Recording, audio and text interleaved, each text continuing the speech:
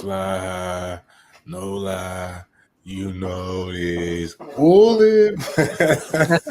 And with all that being said, I've decided to continue my athletic and academic career at the Stanford University.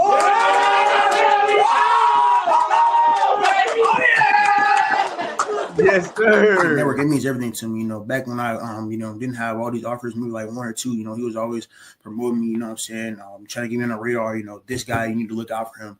It really means, the world to me. Bacon, he's been there, like I said, since I've been small. Always shouting me out and always just trying to put me on, just give me notice more than I really appreciate Bacon. I mean, shoot, I was the new kid. Faison kind of was with the Ducks for a little minute. So my first year, of course, he had all the hype. He was probably by like 6'2" at 12. He was a mutant. I ain't gonna lie to you. He was a mutant.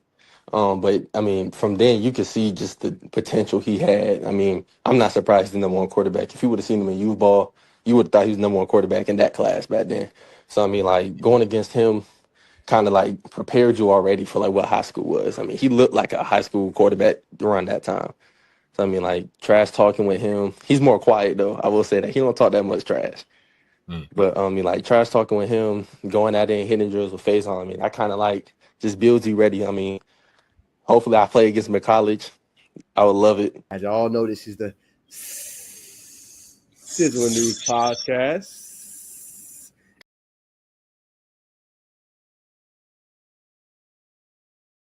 All right, what's going on, everybody, man? Welcome to the Sizzling News Podcast, man. Hope everybody's having a great Monday night, man. We appreciate everybody tuning into the show, man.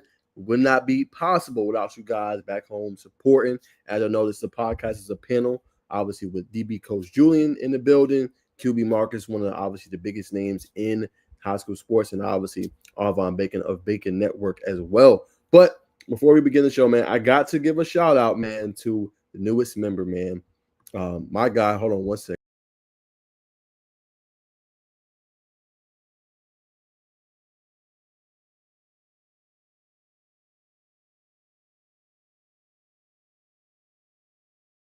Got myself back. All right, hold on, y'all. I hate when this happens, bro. Can I do a share screen? Hold on one sec, y'all. All right, there it is. Y'all bear with me. Still learning. But, man, shout out to the recent member, obviously, No Name 9, man. Appreciate you, obviously, subscribing to the YouTube member page, man. Remember, you guys can subscribe. I have intel. I dropped some intel today on a player, the top 5 schools he's hearing from, Elijah Patman. So y'all go ahead and subscribe, man. We'll be filling y'all with news. I get news from different sources all over the way. So I did want to talk about that tonight, man. So, brother, shout out to you for becoming a YouTube member. No Name 9, man. Shout out to you, my brother. We appreciate you for being a fan and a loyalist, brother. Plan to supply you with all the news and everything and all the support. All right. There is that. We got that out of the way. But remember, we got a big show on tap, man. QB Mark broke some news, man. So we're going to bring him in here first before we bring in Bacon. QB Mark, man, what's going on, brother? How's everything going? I was going well, man. Just another playoffs coming very, very soon. So, but I'm doing great. Appreciate you tuning in, man. So QB Mark got some big news on top for us, man. I'm welcoming the rest of the crew. Arvon Bacon, the Bacon Network, brother. What's going on? How's everything going, brother? How's everything going? You on mute, Bacon. Appreciate that, fellas. Everything's smooth, man. I'm ready to see what that brother Mark got to spill, man. 100%, man. Let's bring on I guess you could say the life of the show, DB Coach Julian. What's going on, brother? Yeah, I'm rocking the red, white, and blue, but I'm cheering for that. Them elephants, the red ones this week. Oh, I thought you was wearing red, white, and blue to go for Milton. You sure you don't want to change your pick? Hey, man. I ain't no beat writer yet. They don't got me on payroll. If they put me on payroll, I'm going to be cheering for them every game, just like you.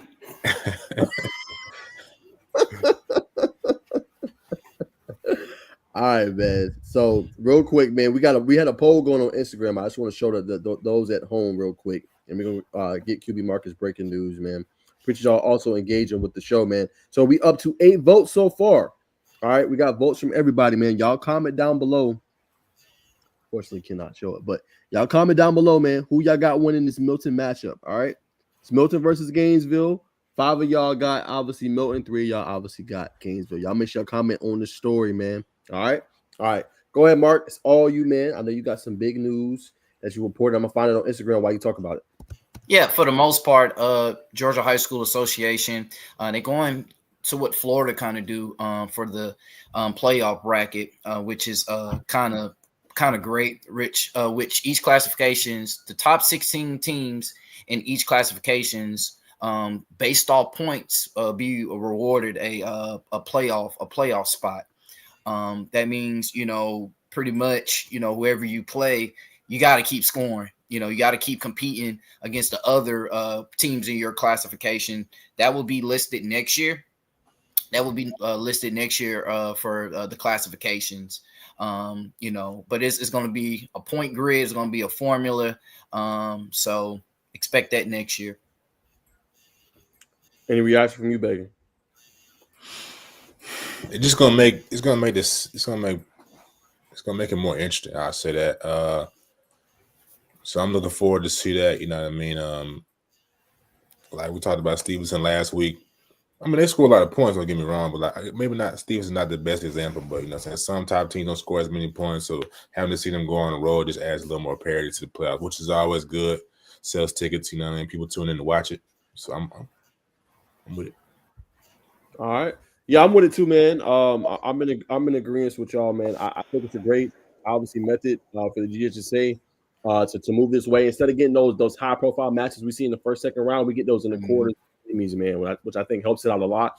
And instead of 4 teams, as you always alluded to, Marcus, it's 4 teams. Anybody basically gets in. Now it's like, okay, yeah, you got to compete now, right?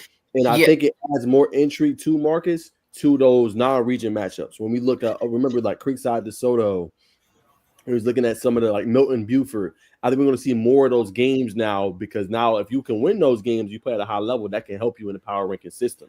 So I think you're going to see even better non-region matchups moving forward as well with higher profile games early on to start the season before teams hit region play.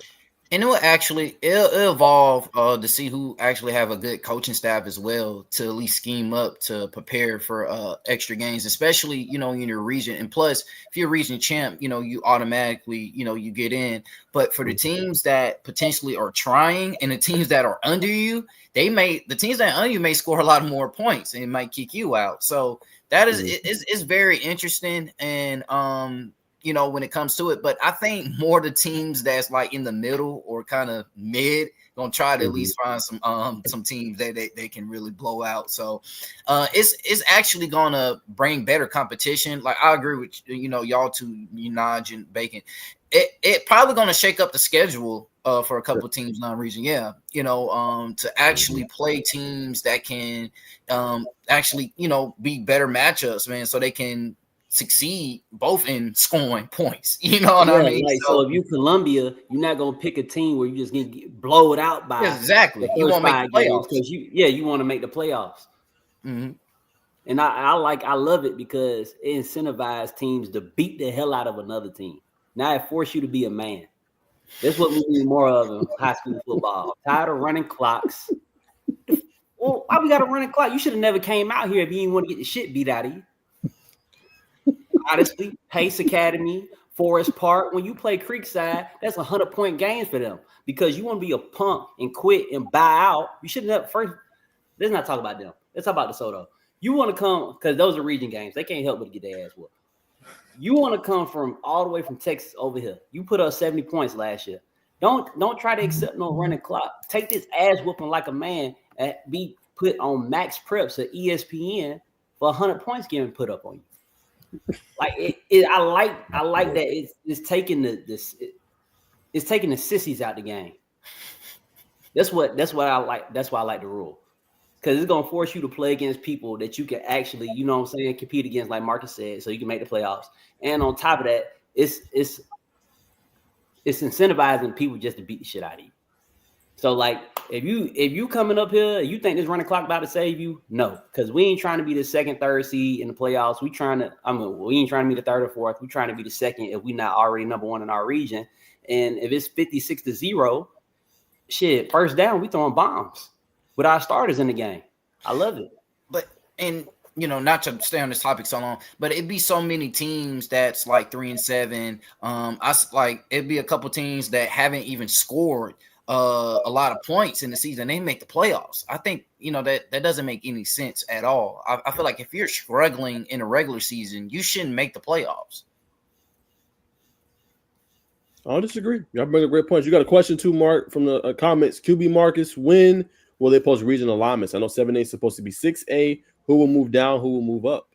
So really, they're gonna split up between 1A and 2A. I think when it comes to that, but the region alignments, how can I say? The region alignment is going to be probably posted next year. They're doing classifications. I usually get classifications probably November, but the regions will be posted next year. It won't be posted during the season. Regions always be posted in April, during springtime.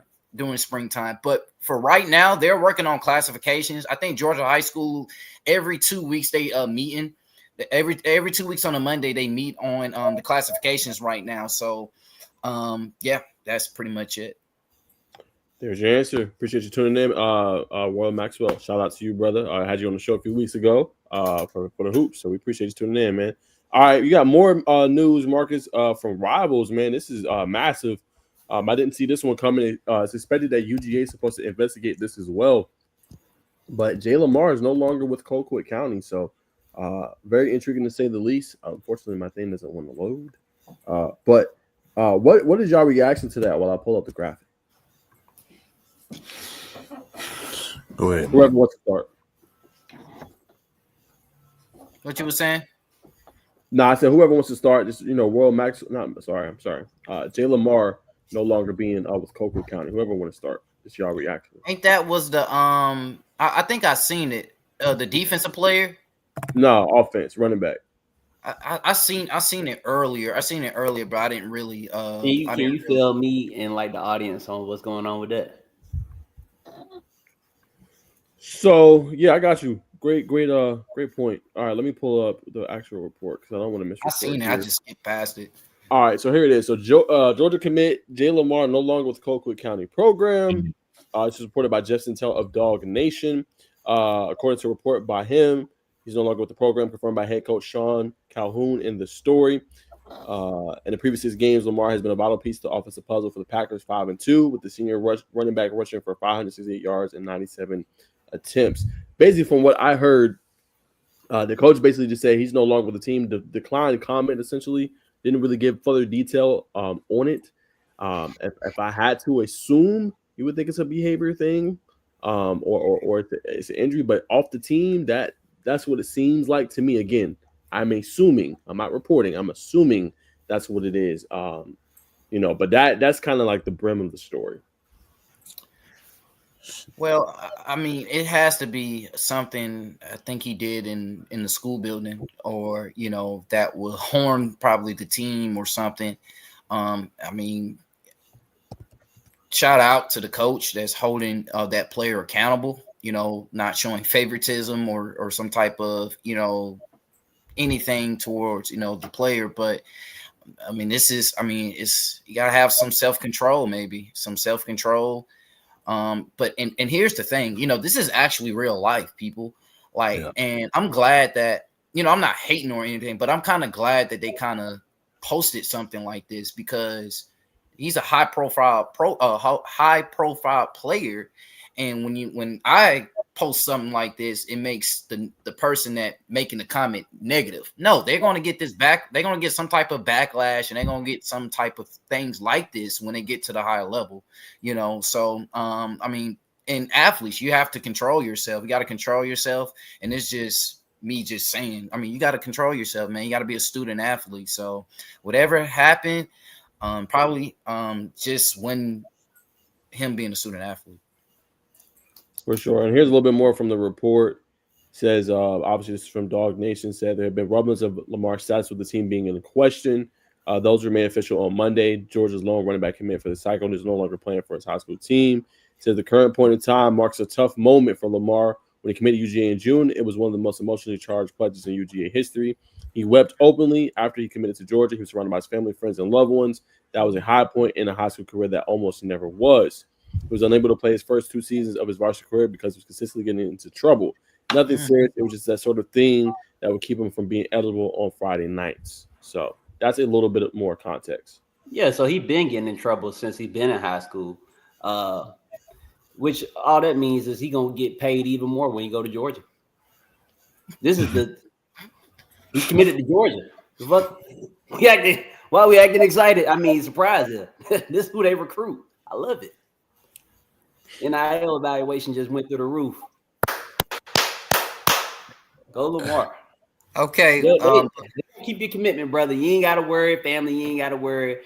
They got more arrests than wins. It's all good, man. It's all a part of the UGA culture. Jimmy Cash said, I'll say it if y'all want sabotage. It was a culture thing. They're hoping that the Georgia coaches react like QB Marcus just did, jump to conclusions. Yeah, I didn't know what happened. I was just saying that, you know, when people do wrong things and they're football players, just from a journalist aspect, I mean, as a good player, just need to be noted because they're going to get the consequence. I mean, you live and you learn. 100%. I'm not jumping to any conclusions. I'm just speaking facts. You know, shoot, they saying they hoping the coaches react and jump to conclusion. I mean, they gonna investigate to see what really happened, but he hasn't been playing since he's been there. This is who Georgia recruits. They like people who have character issues. This is not going to do anything at UGA except make them like him more. He probably got tattoos. He probably smoke a little weed. He probably got a charge. And that's why he got the UGA offer. You got to be like, come on, bro, wake up. Those are the best players. Come on, guys. And I mean, like I said, you know, we don't know what happened, but I mean, it's between the print. You know, it's something that he did in the probably he did in the classroom or in the class. I mean, but Sean Calhoun, they knew what who they had as a player. They probably talked to him multiple times, you know, and say, hey man, do this or some strike method, and he just pushed it to the limit. I mean, that's all I see. There it is. We got another. Man, I don't think he did nothing too serious. If he did, he probably would have got kicked out of school. Because the first 2 years that he wasn't playing, they was like, look, we don't want you on the team because of whatever issue. If it was that serious, he would have just got kicked out of school. He would have had to go to alternative school. And I'm pretty sure somebody would have said something about that. That's a good point. Have y'all been to Colquitt? I've not. I mean, Jaden James got kicked off of McEachern's high school football team, and I know it wasn't nothing too serious, so you know. Yeah, and the thing is, and you know, just you know, for me, you know, because I kind of dealt with a situation like this, and I'm not just Mark did get kicked off the team, guys. Yeah, I did. For being who I was, for being who I am. Did nothing wrong. I ain't gonna say he did nothing wrong, but he didn't do nothing serious. Yeah, exactly. So I mean, maybe it was, you know, maybe because of the adult, or felt some type of way about the player, you know. And I'm just speaking like real life stuff. Some adults on the coaching staff really do hate on the kids, man. They really do hate on the kids just because who they are or what type of impact that they have in a situation, man. So I'm not saying that could be the case. I'm just putting that out there, man. So yeah. Could be a little political, could be politics. I mean, Booster Club, you know, that's a good point you brought up. That's an extra perspective, so 100%. And thanks for telling everybody that, Julian. Hey, man, I want everybody to know your criminal background. I'm criminal. I just look at the screen and look at Marcus, look dead into his glasses and tell me that ain't somebody who shouldn't be trusted. You can't tell me that. You look like a problem maker. I'm not. You went to Banneker, a school with what's the metal detectors when you first come in? Yeah. Come on, man. He got kicked off the team at that school. So just look at him. No, he looked like he just doing some crazy stuff. I can't, bro. All right, y'all. Let's keep it rolling, man. Let's go to the week 8. The records. Who came My out lord. on top, man? Let's take a look, man. Struggling. Damn, Marcus, why you pick Harrison, man? You knew they wasn't gonna win. Woo. No, it was neck to neck. It just I'm never picking Harrison again if I ever if I'm living on Earth, I am never picking him again. Yeah, man. So y'all have it at home, man. Y'all vote, man. Who y'all think gonna come out on top at the end of the season, man, with these records, man? 5-5 for Marcus. I went 6-4. Bacon 5-5 again for you, brother. And Julian, you went 6-4. Here are the overall records. Y'all comment and vote below. Who wins the prize? Who wins the juicy crab? Yeah. Who wins the I juicy gotta crab? also remember when you voting on who you think gonna win, there are 2 people on this thing that consistently vote for Clayton County teams. What does that have to do? Look. That will come back to bite you in the ass. But yeah, I'm that's still overall there. record. I'm still Marcus there is- though. Marcus is down by a game. I'm 25-15 with a 1-game lead over Julian and QB Marcus, and Bacon is he's scraping by. He's scraping right now. 21-19. We ain't striking distance, ladies and gentlemen. We just got a puncher's chance. Come on. It's gonna come up big in the playoffs. Stick with it, brother, man. When it gets to playoff time, guys, that's when I'm gonna pass Nige. He gonna mess around and pick a Clayton County team twice. I'm telling you who he gonna pick. He gonna pick Lovejoy and he gonna pick Jonesboro. That's how I'm gonna come back because those are 2 first-round exit teams along with North Clayton. Oh boy. All right, Mark, I'm gonna throw it to you, brother, man. I know you got some big headlines, man. So the one that you picked said McEachern take over Harrison. What more can you tell us from that result, brother? I'm gonna pull up your rankings, but I'm gonna give the floor to you. Okay.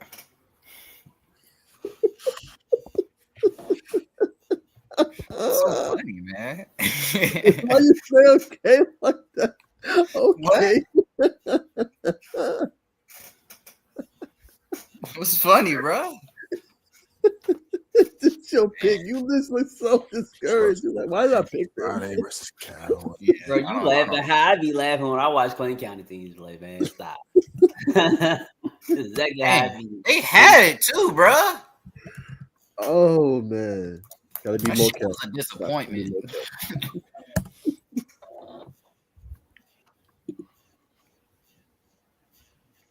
All right, for the most part, McEachern, they played a very great game, man. Shout out to the coaches. They schemed up a good game versus Harrison. It was 21-21 going into the third quarter. Then McEachern just went off. Defense was stopping a run. I think they're going to get it together. But man, this McEachern team, they really took over in all phases of the game. They adjusted. I feel like that's a good takeover. Calvin Pittman ran the ball, threw the ball. Ja'Cory Shockley, they was running the ball with Henry. Man, it just they did what they were supposed to do. Anybody have a reaction, man? From McEachern, their big win. No, I'm sorry. You already said it, bro. The quarterback, you know what I'm saying, had 100 yards on the ground. My bad, you. I didn't mean to cut you off. Yeah, go ahead. Nah, I just said the quarterback had over 100 yards on the ground. I think like maybe 7 to 10 carries. I mean, that's just QB contained at that point. I think he had 100 yards passing as well. So like Mark said, they did a good job the first half. Somewhere that second half got out of hand. Yeah, I'm surprised they put up that many points, especially with not having a quarterback who really throw the ball. And people can say what they want. Oh, you hating, and shut the hell up. Go look at Max Preps, and you go look at how many passing yards they put up per game. Oh, Yeah. Shout out to Casey Barner. Jesus Christ. Oh my God. The punt returner, he trying to return everything. He damn near muffed the punt, came back. There, he diving on the ground to catch the ball. He just trying to return everything. Then when he got it, he running people over on the damn punt return. I'm surprised, man. I'm telling y'all this right now. Casey Barner might be a Power 4 caliber running back. No bullshit. He might be. Just like looking at the way he returns these punts.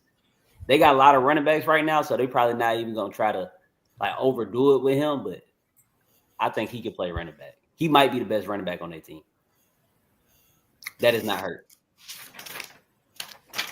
All right. Old take from Julian. He likes him at the running back spot as a playmaker. All right. Smooth. All right, let's talk about another game. It's for everybody. I was the only one here that picked this team to win, and they won 3-0. I know what you're going to say, Marcus. It was ugly. But hey, a win is a win. 3-0. Both teams lost. I mean, come on, Hey. man. Hey, man, we'll take the dub, man. Got to have a little bit of trust in Kale, man. It's a strong defensive front they're blocking against. That's Dawson Jacobs and DJ Jacobs, likely both going to Georgia. Come on, Still They got only to scored try to 3 points, though. Like, Hey, that could have still been, smart. but that Y'all could have called- been. Y'all called Kale No, soft. that could have been. I said Sean No, ultra soft. Hey, you can't be Soft to soft. score 3 points. That could have been a good field position, 3 and out, center field goal unit, and they won.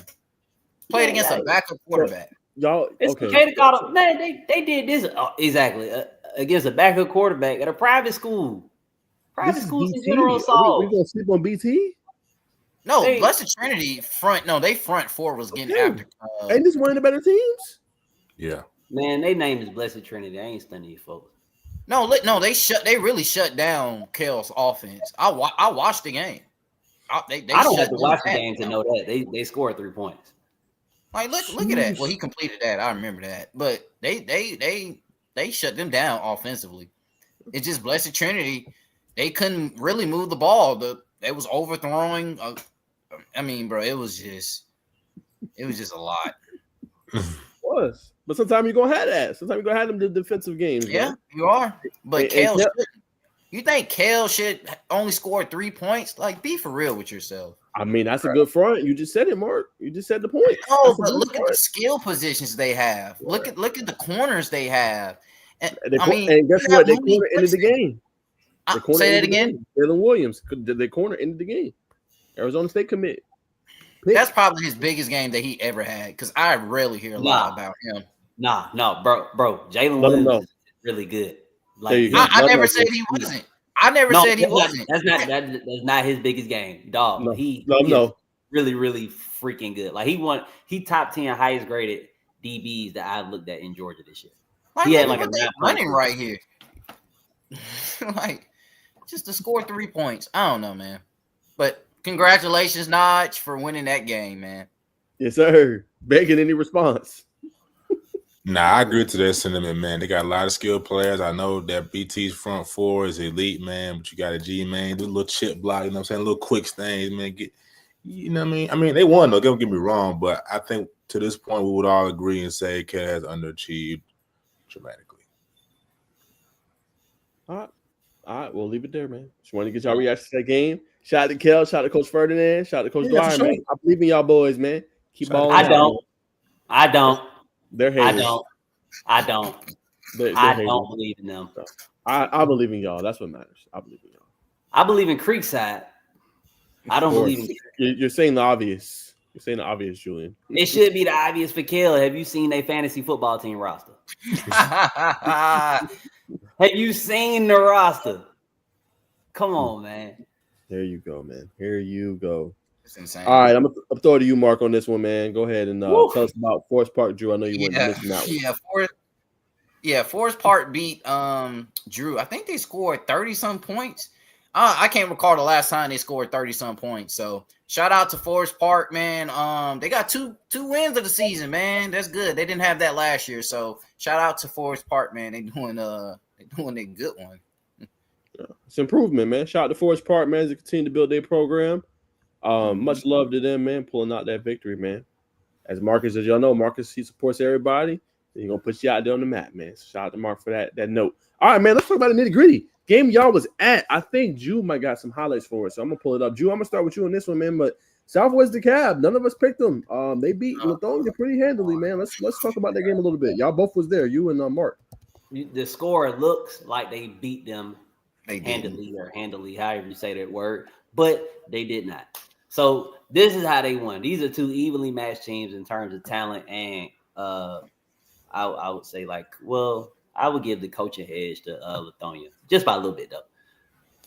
It was 2 turnovers. They could not put together. I think throughout the whole game, Southwest DeKalb might have put 1 drive together where they actually scored on. Everything else, they was just scoring off of field position.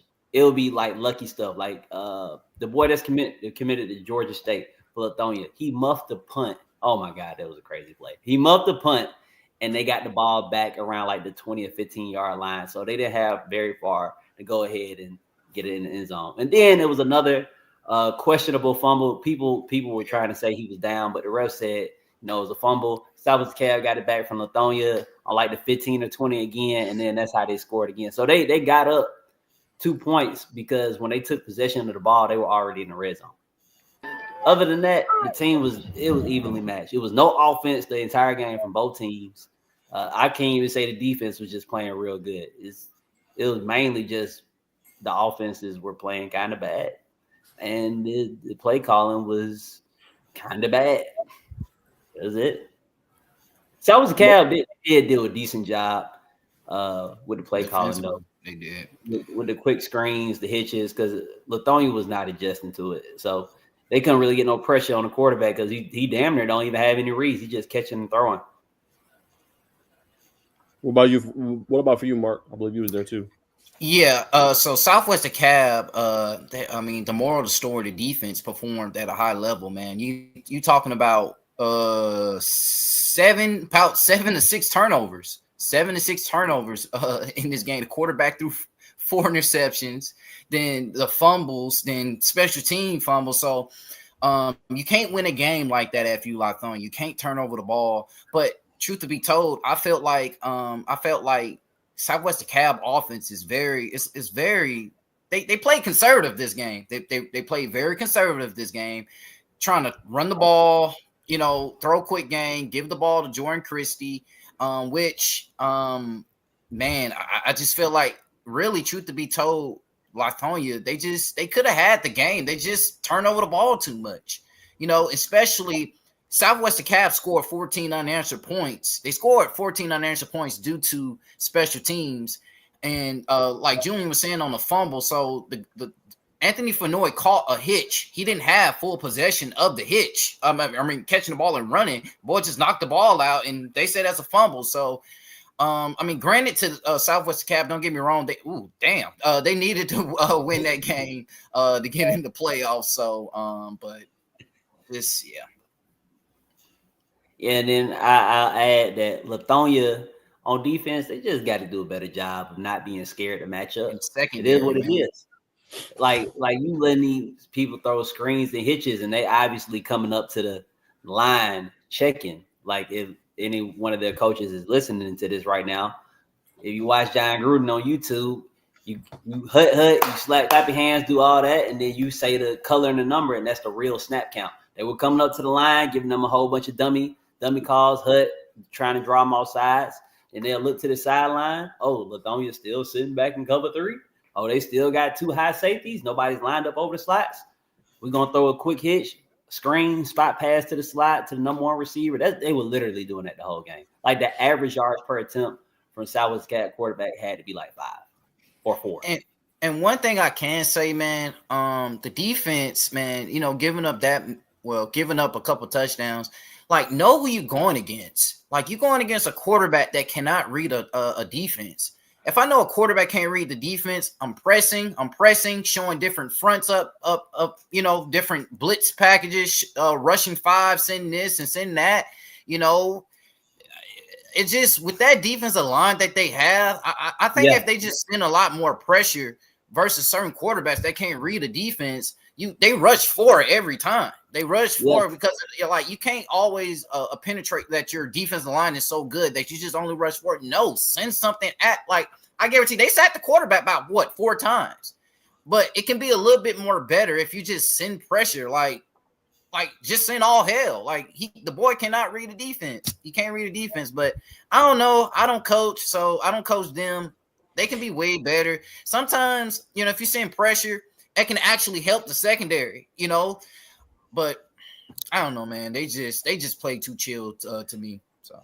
And it just looked like they came in there with no game plan. They damn near played only 2 coverages almost the whole game. They start going man towards the end of the game, and it's like, man, y'all, how many times do they got to come out here, give you the dummy count, then look to the sideline and actually get to play? before you realize, like, oh, let's show them something, then back out of it. Like, if they would have just lined up over the slots and just appeared like they were playing man, they would have never got killed so much on them quick passes. They would have forced Southwest DeKalb to throw the ball, and then you can put 7 in the box to stop the run like you really wanted to, instead of we got 7 in the box, but then is defeating the purpose of having 7 in the box, because they're not even running the ball. Like, the extension of the running game was just getting the ball to the perimeter as soon as the quarterback threw the ball. They just look like they came with no game plan. And like, this is obvious stuff that you can see from just looking at the game. Like, okay, let's switch it up. You know what I'm saying? Like, I didn't watch film against Southwest DeKalb in order for this to start clicking. I don't know, but yeah, that's what happened. Great reporting by QB Mark and DB Coach Julian, man. We appreciate y'all being there. I won't add too much. Hey, I will lean on you guys' insight. Y'all was there, so y'all know what happened, man. Great summary by y'all. We'll keep it rolling, man. We on the sideline got some new contacts. So if any coaches got any defensive linemen who are dogs and they meet the height and weight requirement, they got to meet that first. Send them to me. Marshall, D-line coach and assistant defensive coordinator, just gave me his number for what. I was like, I just look at DBs, but he was like, hey, man, I got to give you my number, man. I was like, okay. So, you're getting plugged. You're getting plugged, man. You're getting plugged. Love to see it. Shout out to Kiata Watson, man. I knew what you was doing over there on that sideline. I knew what you was doing. We know what you was doing, Kenyatta. You over there trying to steal players from Georgia Tech. You so stupid. But I'm telling my uncle every time. I tell him every time. I told him he was at the game. Julian, can I do my segment? I just want Kiara to know. Somebody clip this and send it to that bald head man that worked for Auburn. I see. You know he used to work for Tech too, right? Tech, yeah. And now he trying to backstab us. We don't do stuff like that over here. You have the coaching staff at Tech bald just like you is. None of y'all don't got no hair. You gonna do them like that? That's crazy, though. All you, Mark. I'm not gonna comment. All you, bro. All right, man. Lovejoy, Carver, Grayson, Creekside, Langston, and Northgate. They all 7-0, man. So shout out to these programs, and one program, but 4 programs out of this: Lovejoy, Creekside, Langston, Northgate on the south side, and Carver in the city, of course. So, but shout out to all these. Shout out to all these, coaches doing they good one. Coach Bryant, Martavius, is it Martavius Bryant? Martavius Bryant at Grayson, Coach Kevin Whitley. Santavius Bryant. Yeah, Santavius. Sorry, damn. Santavius and Creekside Coach Dixon, and Edgar Carson at Lovejoy, and Coach Darren Miles, 152 wins. So far, man, they all doing great, man. All good coaches right here. So they all 7-0. Yeah, somebody know how to pick a real good schedule down there in Clayton County. I love it. Shout out to Lovejoy, man. Y'all boys keep doing what y'all doing, man. Teams, man. Keep doing what y'all doing, man. I don't think one team y'all beat got a winning record this year. Keep doing it. One thing I can say,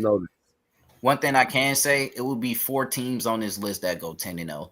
It will be Carver, it will be Grayson, it will be Creekside and Langston. So, there you have it. Question for you, Julian. Kenyatta trying to get them 300-pounders to roll at Grayson.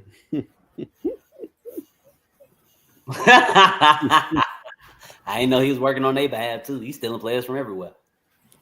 He used to coach there. He used to coach at Grayson. Oh man, that's how he's so plugged. Man, look at this dude, man. Using his unfair advantage. It's all good. I got an unfair advantage too. This is a great question. I'm gonna start with you on this one, Bacon. 2 7-0 teams. You've seen them both in person. Who is the best team in South Fulton, Creekside, or Langston? I'm starting with you, Bacon, on this one. Don't say the wrong thing. They listening. Man, he had a lot more pressure, but I'm gonna keep it real nonetheless, man. Don't say the wrong thing, bro. I'm gonna have to roll Big Langston, bro. Man, he said the wrong thing. I like what they got going on. You know what I mean? Sonic and Knuckles in the backfield, Fat Boy. You know what I mean? They got Darnell at the helms, calling the signal. They got Big Kelsey left tackle. The offensive line's a unit. You know what I mean? Coach O gonna do his thing. You know what I mean? We already know about the running back coach. Has been on the show multiple times, man. But I just think I just like Langston, bro. No disrespect. No bigger slight than I already had to Creekside, man. I gotta roll with Big Langston, bro. I'm sorry. Mark. Man, I'm going Creekside in this one, man. I mean, you talking about overall defense, that is very great, when it comes to it. And the matter of fact, man, both of these programs play the same amount of lackluster teams. I mean, let's just keeping it real. But who has both have good offenses. Defense is Creekside when it comes to it. D line is very intact. Secondary is great. Both offenses from Langston and Creekside are phenomenal. They are phenomenal when it comes to it. Man, but I got to go Creekside, man. Defenses win championships, and I think Langston's defense is okay, but they don't really play anybody with a good offense, if that makes sense. Not Creekside too, but I just the results kind of match up better with Creekside on defense because no one moves the ball, so When Creekside played Mays, I just want to let you know. What was the score, Marcus? 55-0, I think.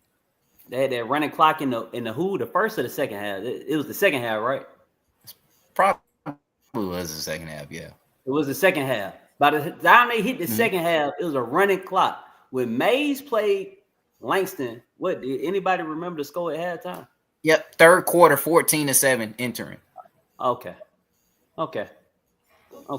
Offense had they just now getting the wrinkles out, man. But I feel you though. I think we're giving the nod to Langston. I mean to Creekside. Creekside beat the dog shit out of Langston. You did the dog shit out of Langston. And the giraffe shit. I can't go for it, bro. What's your score? They're gonna win by at least 4 touchdowns. If DeSoto played Langston, I do not know who would win that game. I do not know who that. DeSoto and Langston, talent-wise, they damn near is about the same. If you would have seen DeSoto and Langston at the very beginning of the game, Notch was there. Notch, off of the warm-ups and first snap, who did it just look like was going to win that game between DeSoto and Creekside? To me, it was Creekside, but everybody called me crazy. They was like, DeSoto finna whoop him.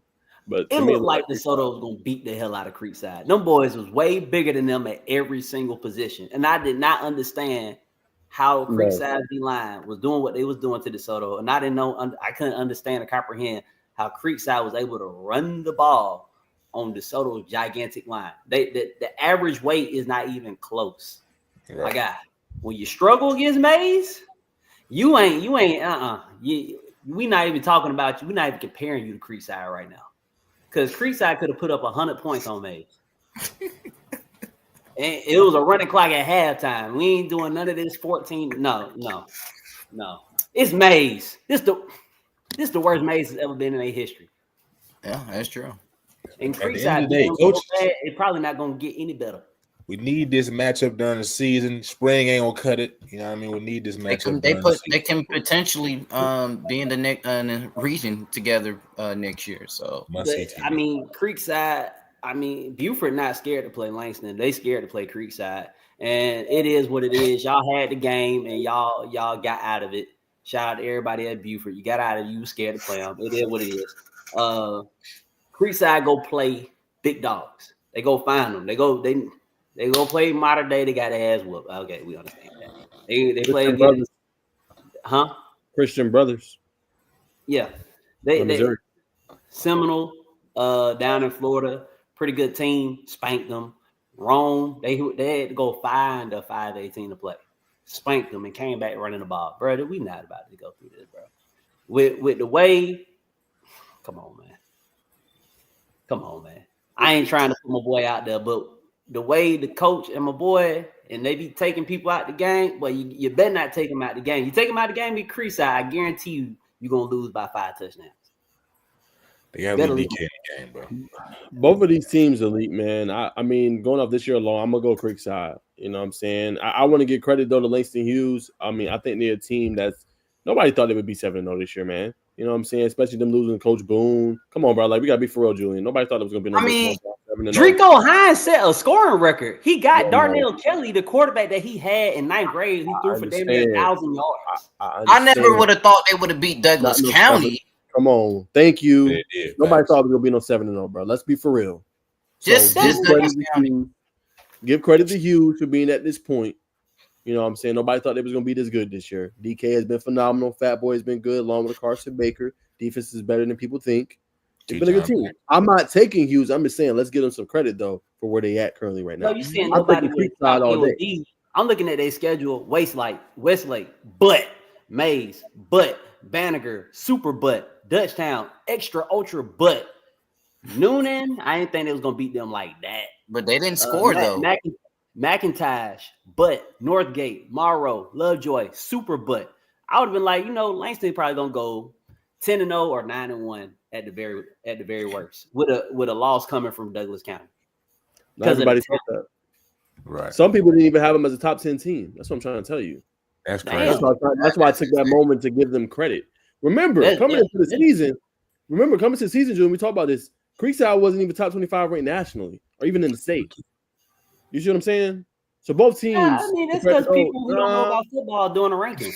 Hey, I feel you. I'm just. Hey, I'm. They went to the semifinals. They went to the state championship. Then they went to the semifinals. I don't disagree. And then they got their whole team returning. Like they went to state 3 times in the last 5 years. Right. They went to state 2 years ago. That state team. Look at that defense. Tell me the difference between that defense then and that defense now. Most of the players played as freshmen and they are sophomores, and they start right now. Yeah. Like they should have been ranked high. That's what I'm saying. People who really don't know that much about football doing the rankings. I could have told you when they were in the state championship game. Oh, they got this many underclassmen playing. Oh, they're gonna be back the next 2 years. Put it on the south side. I feel you. I mean, good points. I don't disagree, but I would take Creekside. I do want to say this, and I'll close on this. We do need to see this matchup next year, somehow, some way. Yeah. That'd be Prince of Mario Minu being Creekside will have a new quarterback at the helm. You said the wrong thing. We not need to see this matchup. Nope. Why do we not need to see it? No new quarterbacks against Creekside. No new quarterbacks. Don't do that matchup next year. Don't do that. No, do not do that to that boy. No new quarterbacks against Creekside. We need to see this matchup next year. It don't got to be a season opener. It could be a third week game. We need to see Creekside versus Thompson. Who owns the South Fulton title? Oh my God! I got Creekside, but we should see this matchup next year. That's just me. Man, I think we need to see this matchup next year. I think they played each other in the spring game last year. I think Langston ended up winning 21-7. Mm-hmm. But that was with C5 when we seen 3,000 yards pass and was a hell of a runner in the playoffs. Don't do no new quarterback. Let's get Grayson on the schedule for Creekside. I want to see Santavius come in, leader of the young coaches, YCA Young Coaches Association, and then which I'm the president of, and then you got Thompson. I see Thompson versus Creekside. I don't want to see Langston. Langston gonna lose all their players. The whole receiving core gonna be gone. The quarterback gonna be gone. Both the running backs gonna be gone. They're just gonna get smashed next year. The whole secondary gonna be gone. The linebackers gonna be gone. Most of their team seniors. They're gonna get smashed by Creekside. They played them next year. They could be recruiting though. They did a lot of that this. I mean, you know what I mean?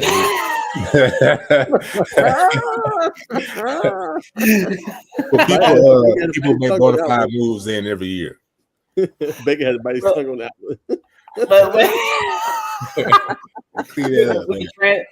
the transfer rule, it's less likely they're gonna get as many transfers as they did like they did this summer of this year. But they next year, man, they play Creekside. Yeah, they'll probably get beat by 5 touchdowns.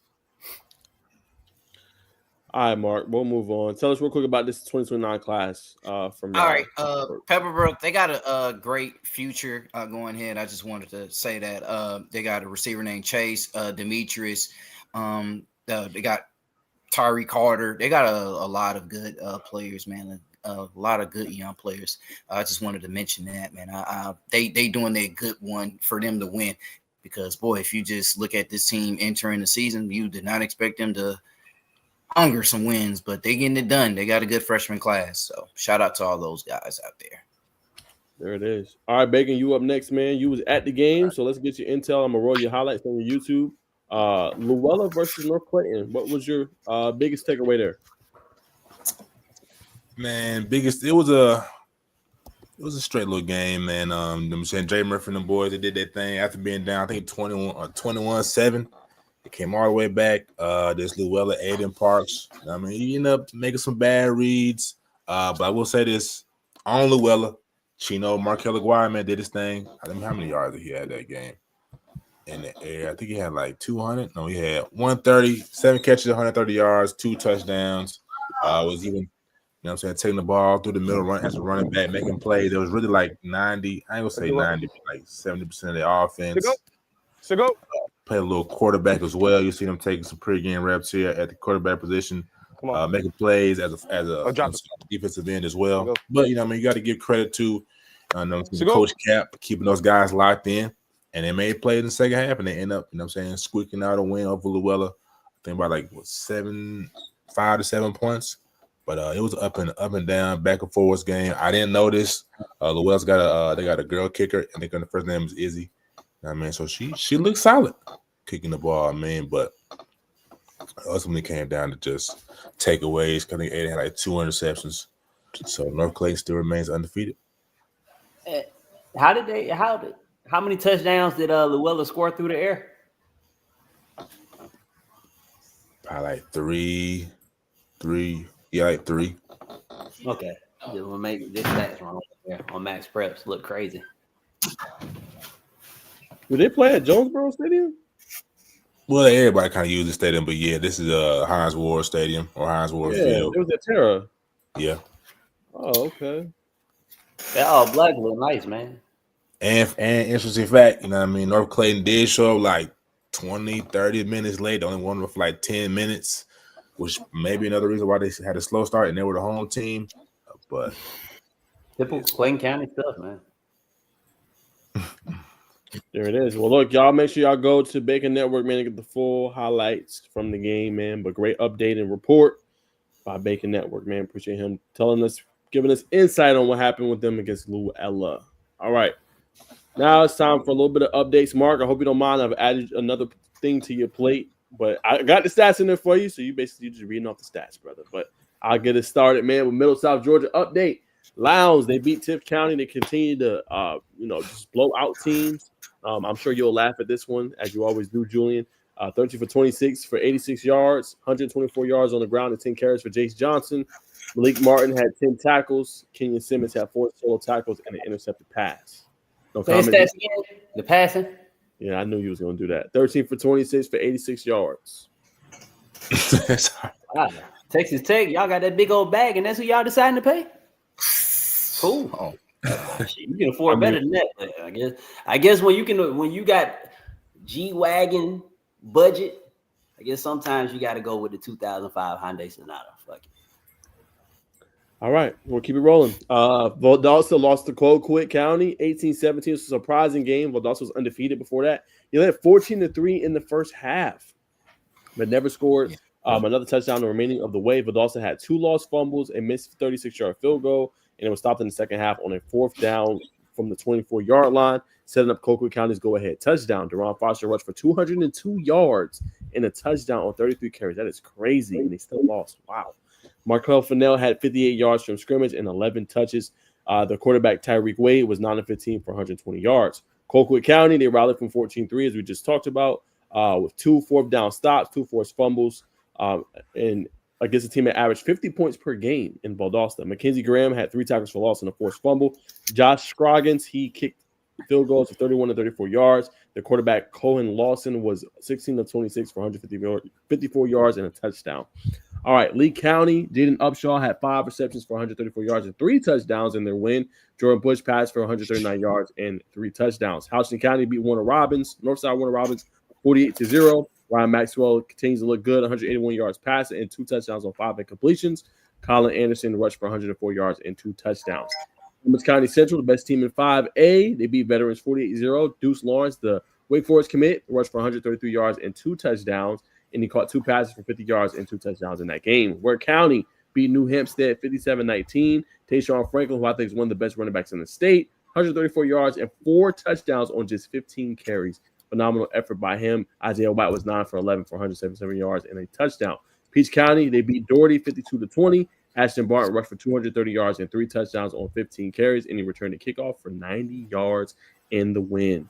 All right, I'm going to throw it to you, Marcus, for Class Division II update.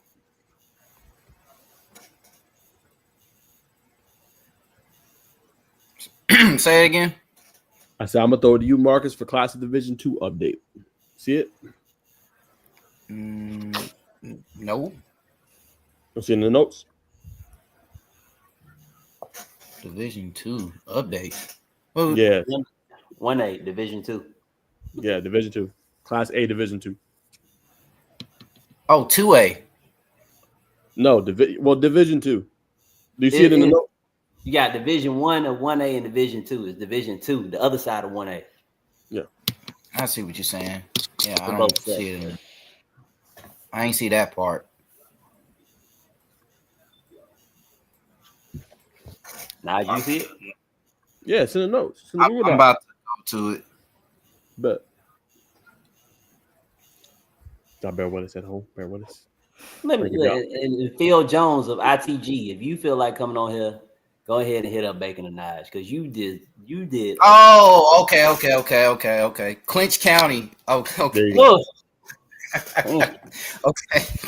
Yeah, you know what that was. You about to Shut up. My bad, Nige, on this. Clinch County beat Carlton County 42-27. Jaden Reed rushed for 143 rushing yards and 2 touchdowns and 29 run early in the fourth quarter, which gave Clinch County a 35-21 lead. Carlton County got no closer than from there. Malik McNair rushed for 148 yards, 2 touchdowns on an 18 carries, a week after passing for 400 yards. Travion Miller passed for 26, but Clinch County finished with 351 rushing yards. Next Friday, they play Brooks County. All right. Bowden beat Manchester 49-13. Joshua Hopkins was 17 for 31, passing for 214 yards and 3 touchdowns. Connor Daniel had 124 rushing yards and 2 touchdowns on 14 touches. 7-yard run late in the first half gave Bowden a 28-0 lead. Next Friday, they play Mount Zion and Carroll. Brooks County beat Lanier County 37-0. Damari Banyard rushed for 141 yards and in a touchdown with 25 carries. Junior Burris was 9 for 15 for 168 yards, 3 touchdowns. And I'm sorry, I'm bad with names. Anton Graham, 3 receptions for 78 yards, 2 touchdowns. Demarion Washington, 2 tackles for a loss and returned fumble for a touchdown. Star receiver George Lemons sat out for a minor injury. They play Clinch County next week. All right. What the hell? Serene County. What is how to say this? Screven County. Say that again? Screven County, bro. Screven County? Screven. Yes, sir. Screven County. I didn't even know that shit was in Georgia, bro. All right. Screven County. All right. Beat Bryan County 19-8. Drayton Roberts returned and missed the field goal. 92 rushing yards for a touchdown. Final play of the first half. 12-3 lead. DeMarco Ward rushed for 153 rushing yards, 2 touchdowns with 14 carries. Was 3 for 9 passing for 59 yards. A.B. Hilton rushed for 52 yards and with 15 carries. All right, they play Metter, which they 4-2. They play them next week. God damn, man. All right. We appreciate you, Marcus. Know how to say, and I know I threw you in the fire there. I just, I ain't put nobody in the fire. I don't know these fucking. I don't even know Screven County. I never heard that shit. I'm trying to put y'all on game where you cover the whole state. So I just I try know to throw now. knowing like 3-14, y'all boys can say, man, so y'all can stay abreast of what's going on. But I'll take the last one, man, before we go to our commercial break. Class A Division 1. Worth County, they beat Thomasville 41-40 in a thrilling game. Worth County trailed 34-14 in the third quarter and won in overtime with a Chance Simmons intercepted 2-point pass attempt at the goal line. It was Sims' second interception of the day. Caden Chesney rushed for 65 yards and 5 touchdowns, including the game winner in the extra period. Lyndon Worthy was 19-32 for 200 yards and a touchdown, and a 6-yard throw to Jaden Farley to tie the game in the final 2 minutes. Worth County missed the extra point that might have won the game in regulation. Fairly, he had 6 receptions for 82 yards and a touchdown. They will play at Berrien on Friday. I know you will like that, Julian, so you're welcome. Yeah, I'm going to be at that game on Friday, too. 3 hours away. Lyndon, I'm coming to see you, baby. You're a good one. 3 hours is crazy, bro. 3 hours is crazy. Hey, no matter who they play, it's going to be at least 3 hours. More power to you, brother. All right, we'll keep rolling. A couple more. Heard County continues to roll. They beat Temple 35-0. Ethan Tisdale, 15-18 for 195 yards and 2 touchdowns. He rushed for 45 yards on 8 carries as well. Trip Kerbo, he had 9 receptions for 136 yards and a touchdown. They will play Darlington on Friday. Swainsboro lost to Toombs County 47-20. Swainsboro was within 26-20 at halftime, but they never scored the rest of the game. Joshua Gray was 16-24 for 148 yards and 2 touchdowns. And their leading rusher, Jabio Smith, one of the top-rated linebackers in the country, did not play in that game. They will play Savannah Country Day on Friday. Last but not least, you got Northeast Macon. They lost to Buckley County 14-13. Courtney Williams rushed for 110 yards on 19 carries, and Jordan Wiggins was 13-22 for 192 yards, a touchdown, but was intercepted twice. Tavares Tinsley, he had 4 receptions for 109 yards and a touchdown. They will play against Central Macon on October 16th. All right, that is the update of what went around the state. That is just a quick whip around, I guess you could say, for what's going on around the state. But that gives us time before we get into our top performers to run our ad for today, man. Remember, the show is brought to you by Empower for Life. Get empowered for life. Hey, are you an athlete that needs some help in recruiting and wants to get out there, get some exposure, and be tapped in and aligned with college coaches from NAI to D2, HBCU, all the way to the D1 level? Well, look no further, man. Tap into a powerful life where you could become a part of the family and get empowered, poured into mentally, physically, and spiritually on and off the court. Hit that link below and tap in and get some exposure and be empowered for life. There y'all have it. Empowered for Life. Shout out to our sponsor for today's show, Power for Life by Derek Teagle, man. We appreciate you, brother, for always tapping in and helping out our platform and everything like that. And remember, it's down below if you want to get Empowered for Life. Great program, like I said. Right down there in the description, man. Y'all boys go check it out. All right, man. Let's keep it rolling, man. Derek Teagle. Teagle? Mm-hmm. Sir. Oh. Yes, sir. Derek Teagle. All right, Mark, we're going to throw it to you, man. It's time for some top performers, man. I know you love this segment. You always shout it out on your own platform, man. So we'll throw it to you, man. Who are your top performers from week 8? All right, so to start off, man, let's go with Altoona running back Ethan Corpse. For the most part, had 5 touchdowns, man, over 80 yards, man. So shout out to him. Jaden Moore, Hillgrove running back, man, he had a game. I had 114 rushing yards, and he had 2 touchdowns, man. So shout out to him, man. Hillgrove, they're on a hot streak. They're 7-0. So shout out to him. So far 6-0, 7-0. But let's go. Elijah Reeves, Mountain View wide receiver. They got their first win of the season, and they gave him the ball. He had 2 receiving touchdowns. So shout out to Elijah Reeves. Megan? All right, this one's for you, Jim. I know you've been talking about Carter in the comments, so I had to highlight Kingston Brown, man, sophomore. One of the I'm saying the Carver Columbus O lineman defensive line is probably one of the best in the state, if not the country. But 3 sacks for the young man, 4 TFLs versus Shaw. Big shout out to Kingston Brown. Also staying here local for another one. Sam Gritton, 4 receptions, 93 yards in a tuggy versus the Douglas County Tigers. That's big time. And of course, I gotta throw Markel out there again. Markel Chino Aguirre, 7 receptions, 132 receiving yards, and 2 receiving touchdowns. Also got to talk about, well, Naj might tap on this, so if you don't get it, but I'll clean you up. Also, Kelston Tarver, 11 carries for 117 yards and 2 touchdowns. Those are my top performers for this week. Julian, any top performers that stood out for you? Let's start off with the boy who's the quarterback for the team that can't beat Langston.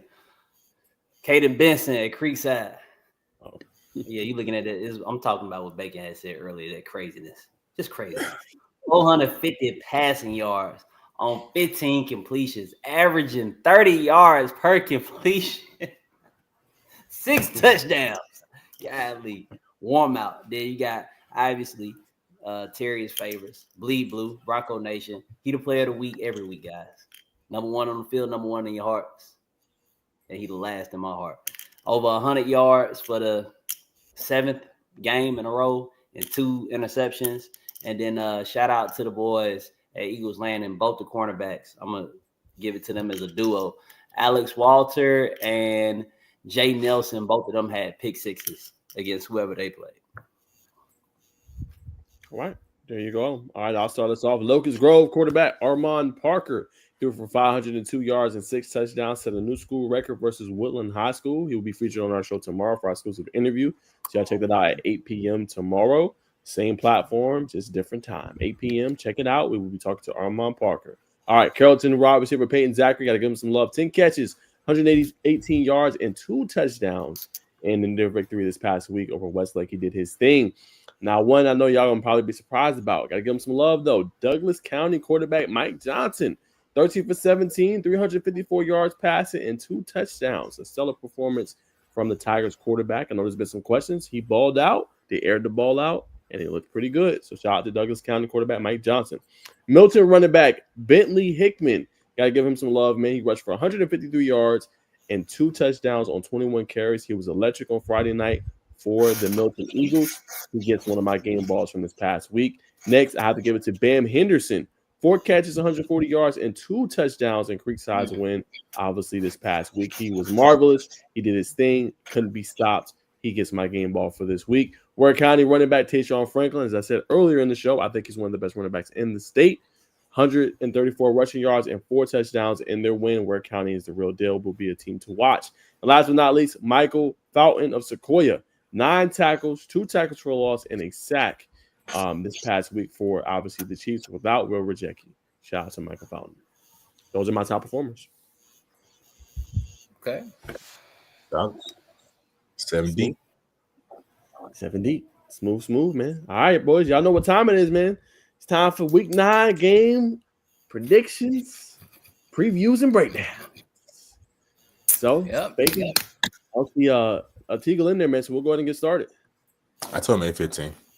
Okay, bet. All right, cool. Starting with you, Ju. Carver, Atlanta, and Holy Innocents. Who you rolling with? I'm gonna roll with the Demons out of Atlanta. They're gonna beat them little private school angel babies to death. I think it should be like 70-0, but I'm gonna go with 42-0 just because I know Coach Miles won't destroy them like he could. Terry's favorite should have 4 touchdowns. Mark? Give me Carver in this one. I feel like I said, this team's going to go 10-0. They just getting it done. You can't doubt this team. Defense is playing phenomenal. So give me Carver in this one. All right. Yeah, man, I got to roll with Carver. Though I am interested to see, you know, what I'm saying, hopefully somebody has the film. Chan Bailey's son going up against Red, man. I know that's going to be a matchup people going to watch very close. So, but you got to take Carver, brother. And right after Nige, I got the film. I got it. Go ahead and give it Nige. I'll show it to y'all. All right, I'm gonna go Carver Atlanta as well, man. I think, you know, this is one of them years, man. They get back to, you know, kind of been one of them top teams, especially in their classification. They've been good all year. I think it's a team that should win this game. But yeah, I am interested to see, you know, how that matchup does look. If he's going to guard them, are they going to play cloud or zone coverage, or will they play man? Be interesting to see what they do. Yeah. Yeah, I got it. I know I got it. This is Terrius Favors versus Got you, Jimmy. huh? Nah, we got a comment from their brother Jimmy talking about the car for Columbus. Oh, here we go. Reds versus Holy Innocent. That was a great game. So I don't know if y'all can really see this that well. Can y'all see that? Let me. Bro. So Red is the one in the air going to catch the ball. And then the guy with the nuts on the back of his head, that's the cornerback y'all talking about. Y'all see it that good? I mean, Yeah. I got another play. The first play of the game. I got another one. Hold on. All right, here's a 50-yard bomb. The first play of the game. That's the matchup. That's the matchup. I might have another one of Red running him over. I think he broke his face mask. I don't got it. I deleted that one. But I expect something much, much worse to happen this year. You line up against him. We're gonna see how good your medical insurance is. Basically, don't ever try my boy like that. No, he gonna put him out. I'm gonna be at the game too. Champ Bailey, if you see me, holla at me, man.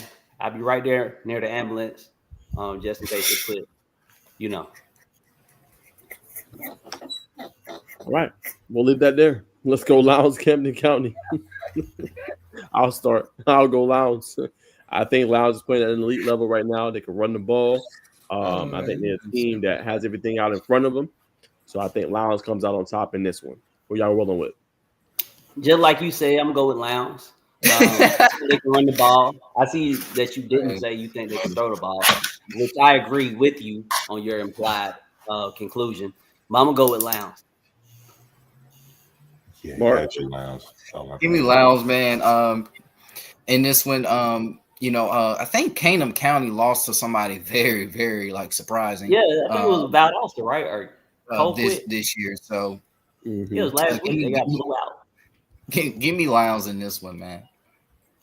But, Lowndes. Gotta go Lowndes here, brother. all right, man. Lowndes across the board. All right, let's go North Oconee East Side. Bacon, I'll start with you. North Oconee East Side. Gotta go North Oconee, man. Kamari Brooks, team that won state last year. Still returning some guys, formidable team, man. So you gotta roll with the what's the mascot, Naj? Titan. Titans. Gotta roll with the Titans here, man. Mark. Eastside haven't been playing well. They haven't, man. I don't know what's going on this year. Peyton Shaw, putting up decent numbers. Quarterback at Eastside. The defense is giving up a lot of points at Eastside. So give me North Oconee in this one, man. I'm a big fan of Harrison, man. Harrison Faulkner. So give me that Oconee team.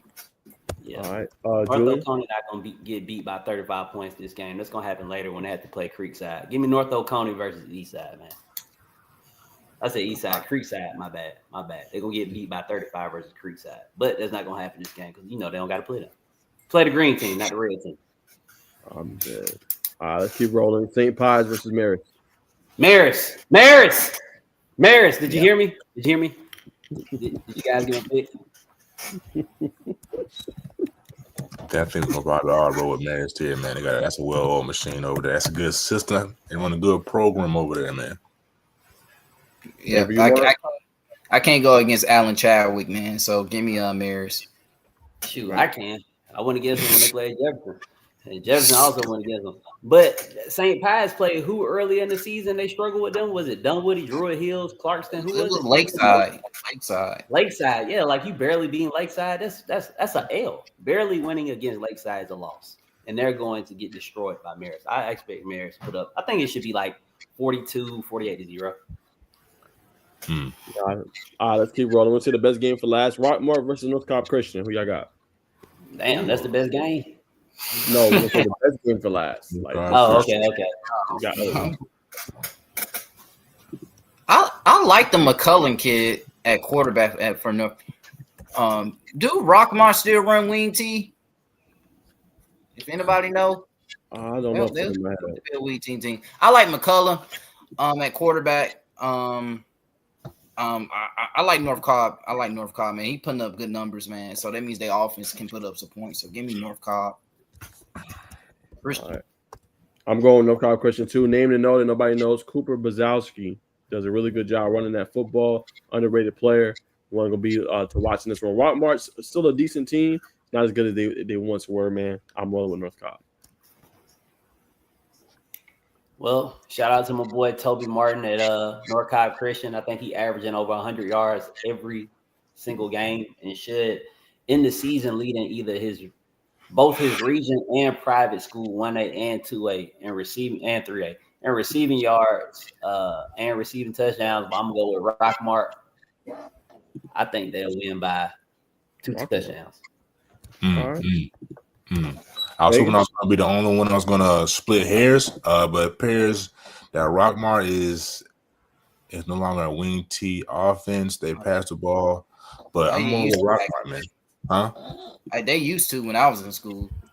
Yeah, I know you ran that thing for a while. Mm-hmm. All right, Fitzgerald, Thomasville. I'm gonna start with you, QB Mark. Thomasville. When it comes to it, actually, a player just crossed from me from there, man.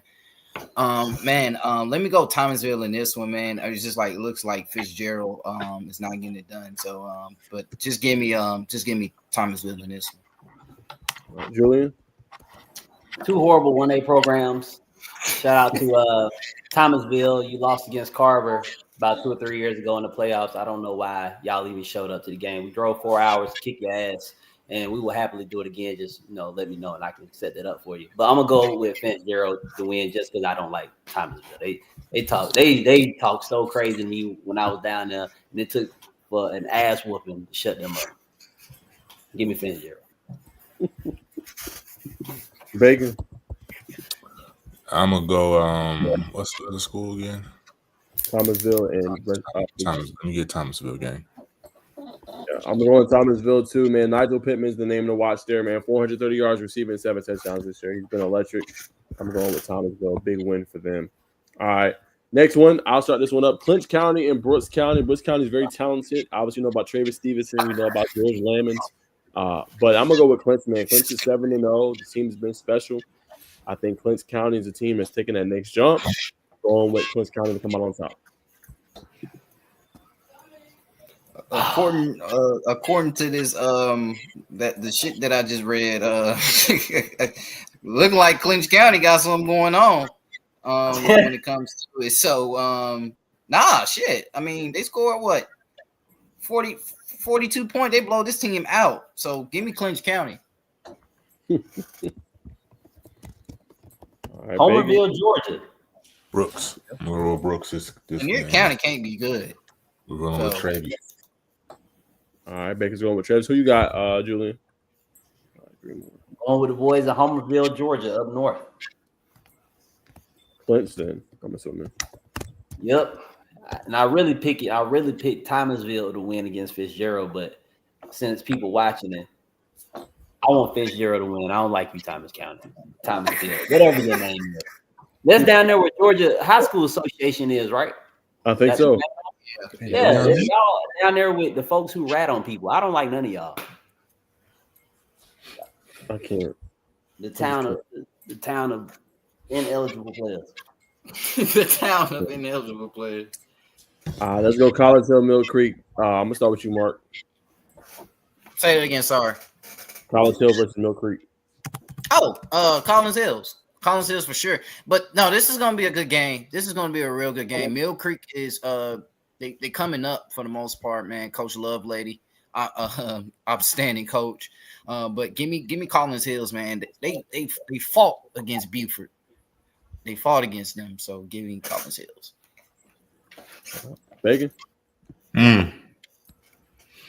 I really want to go Mill Creek, but you can't deny it's Collins Hills, man. So I'm gonna roll with the Eagles. Give me Collins Hills. Julian? I'm gonna go with the people in a much nicer area. I'd rather live in Brazelton than Swanee 10 times out of 10. Go with Mill Creek. Shout out to the Downs family. That's how I live in Browserton. I can't, bro. I'll be quick on mine, man. I like Mill Creek. It's a big region game, as y'all have alluded to. They're 3-0 in their region right now. Jay Beasley has been a beast so far, Oh yeah. in my humble opinion. So 119.3 yards per game, and he has 10 total touchdowns as well, man. I'm going with Mill Creek in an upset win over Collins Hill. Good pick. No, I mean, Is it an upset though? No, I mean it could be. This is one of that what you call those type of games? I forgot. You call say it again. Trap game? Yeah, trap game. Yeah. Is it really? Are people really expecting Collins Hill, the team that got blew out by Grayson 56-3 with like 5 or 6 starters out just to? That's the top 2 team in the nation. But they had like 4 or 5 starters out, bro. Top players in the country at that. This is gonna be a good game. And they struggle with Woodward Academy. And Buford just came out and come on, bro. Buford didn't score that many points versus them. We all know why. Oh. Next game, because you're gonna talk about You know he is. All right, so we're making a change. We're going to do Scranton County versus Metter, man. But one of our big fans of the show, big region championship game this week. 2 7-0 teams. I don't know how I didn't get a chance to see it, but Carver Columbus is going to play against Sumter County this weekend. 2 7-0. I know it's a little bit of a wrench, but I'm going to start with you, Mark. Who do you think wins this one? Carver Columbus going to state. I feel like they're going to state most definitely. So, they my prediction to go to state. So give me Carver Columbus in this one. Bacon? Yeah, Carver Columbus, man. No question about it. All right. Julian? Looking at Sumter County schedule right now, and they just been blowing everybody out. Hold on. I'm fall for the smoke screen, brother. But I will take an extra game off you though. Right. Let me look at these scores of because my first instinct is to pick. Oh damn, they've been blowing people out too. Yeah. Oh my god. Damn, Whitewater so terrible. I'm going with Carver Columbus. Because I know push come to shove in the game on the line. Jarvis Jones gonna go to the locker room. He gonna put that equipment on, and he gonna take one of them JV boys jersey off, and he gonna put it on him, and he gonna win the game for him. I can't. Jimmy, I'm going with Carver Columbus too, man. Y'all running back tandem is potent. Jacoby Claslin, he's been doing his thing this year, man. And then Kelston Tarver, right, over 10 plus touchdowns, 120 yards per game. He has nearly 1,000 yards on the ground. I don't know how you stop that. And you got KJ Miles on the outside, the North Carolina commit, who needs him pretty bad. They got smoked against Clemson this past weekend. You definitely use him, obviously, out there in Raleigh. I'm going with Carver Columbus, big win over Sumter County. Is one of those running backs for Carver a freshman? Yeah, that's what I was just about to say. He's the best freshman running back I ever seen so far right now. Man. He is in 2A. He is in 2A. Calm down. He liked that game. He was in the Under Armour 8th grade game last year. I believe he was. He does. Yeah, I mean the people who play in that game are the ones whose parents can afford to send them. I know how that goes. You gotta have a little money to play in that game, but they're not coming down there for free. The cat is out the bag.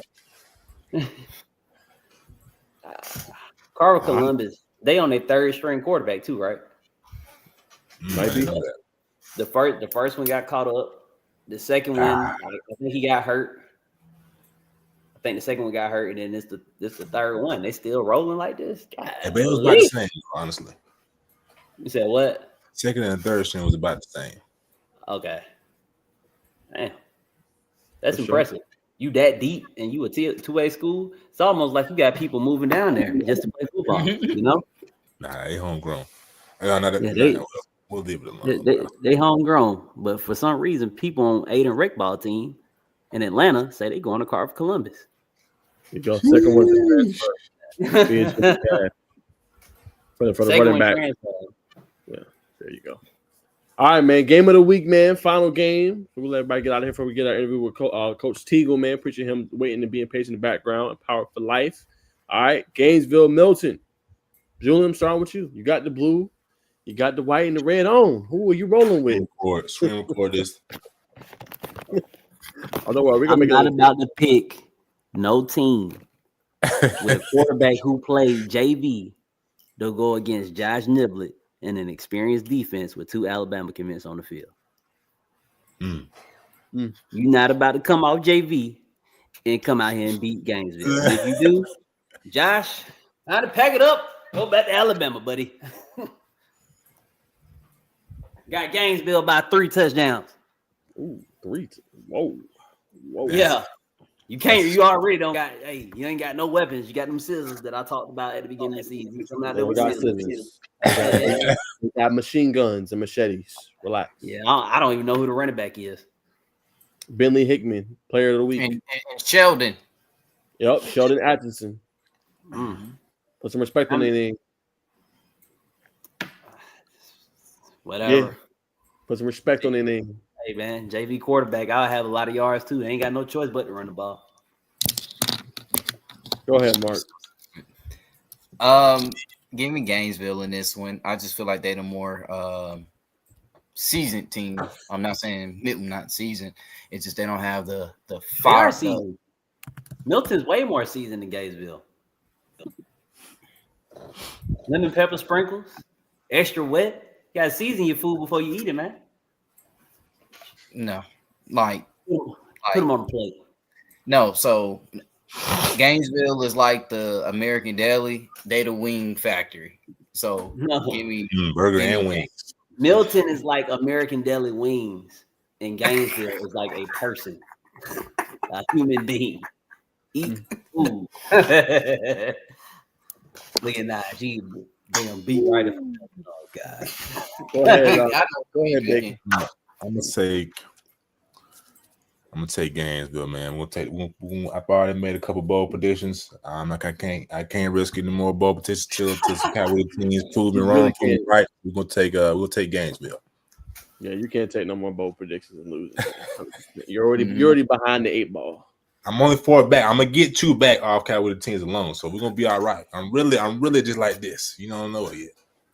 Yeah, now go ahead and pick Milton so I can get this. Dang, my God. No. Why everybody think I'm gonna choose Milton? Why everybody think I'm gonna choose Milton? Because you on the payroll. I'm not on payroll. They have a good football team. Okay, bro, you are helping Milton. Oh, let me go ahead and let this cat out the bag. You are helping Milton change themselves into a city school so they can have open enrollment and they can get players from wherever. You're the one helping them do it. I know you are. How am I helping them do that? Yeah, lose everybody. People like, what? I know people. Are shocked to hear what I just said. Yes, people with money are just trying to do whatever the hell they want. Surprise! Nige knew the whole time. He a journalist. He a reporter. He didn't do no journaling on that. You know why? Because he on the payroll. Milton, you put me on the payroll, I'll stop telling you business too. I can't. Keep wilding. Hey, Coach Reeves, we believe in you, baby. Keep doing your thing, Coach Carletta. No. Hey, I believe in Coach Reeves. That one of my favorite coaches.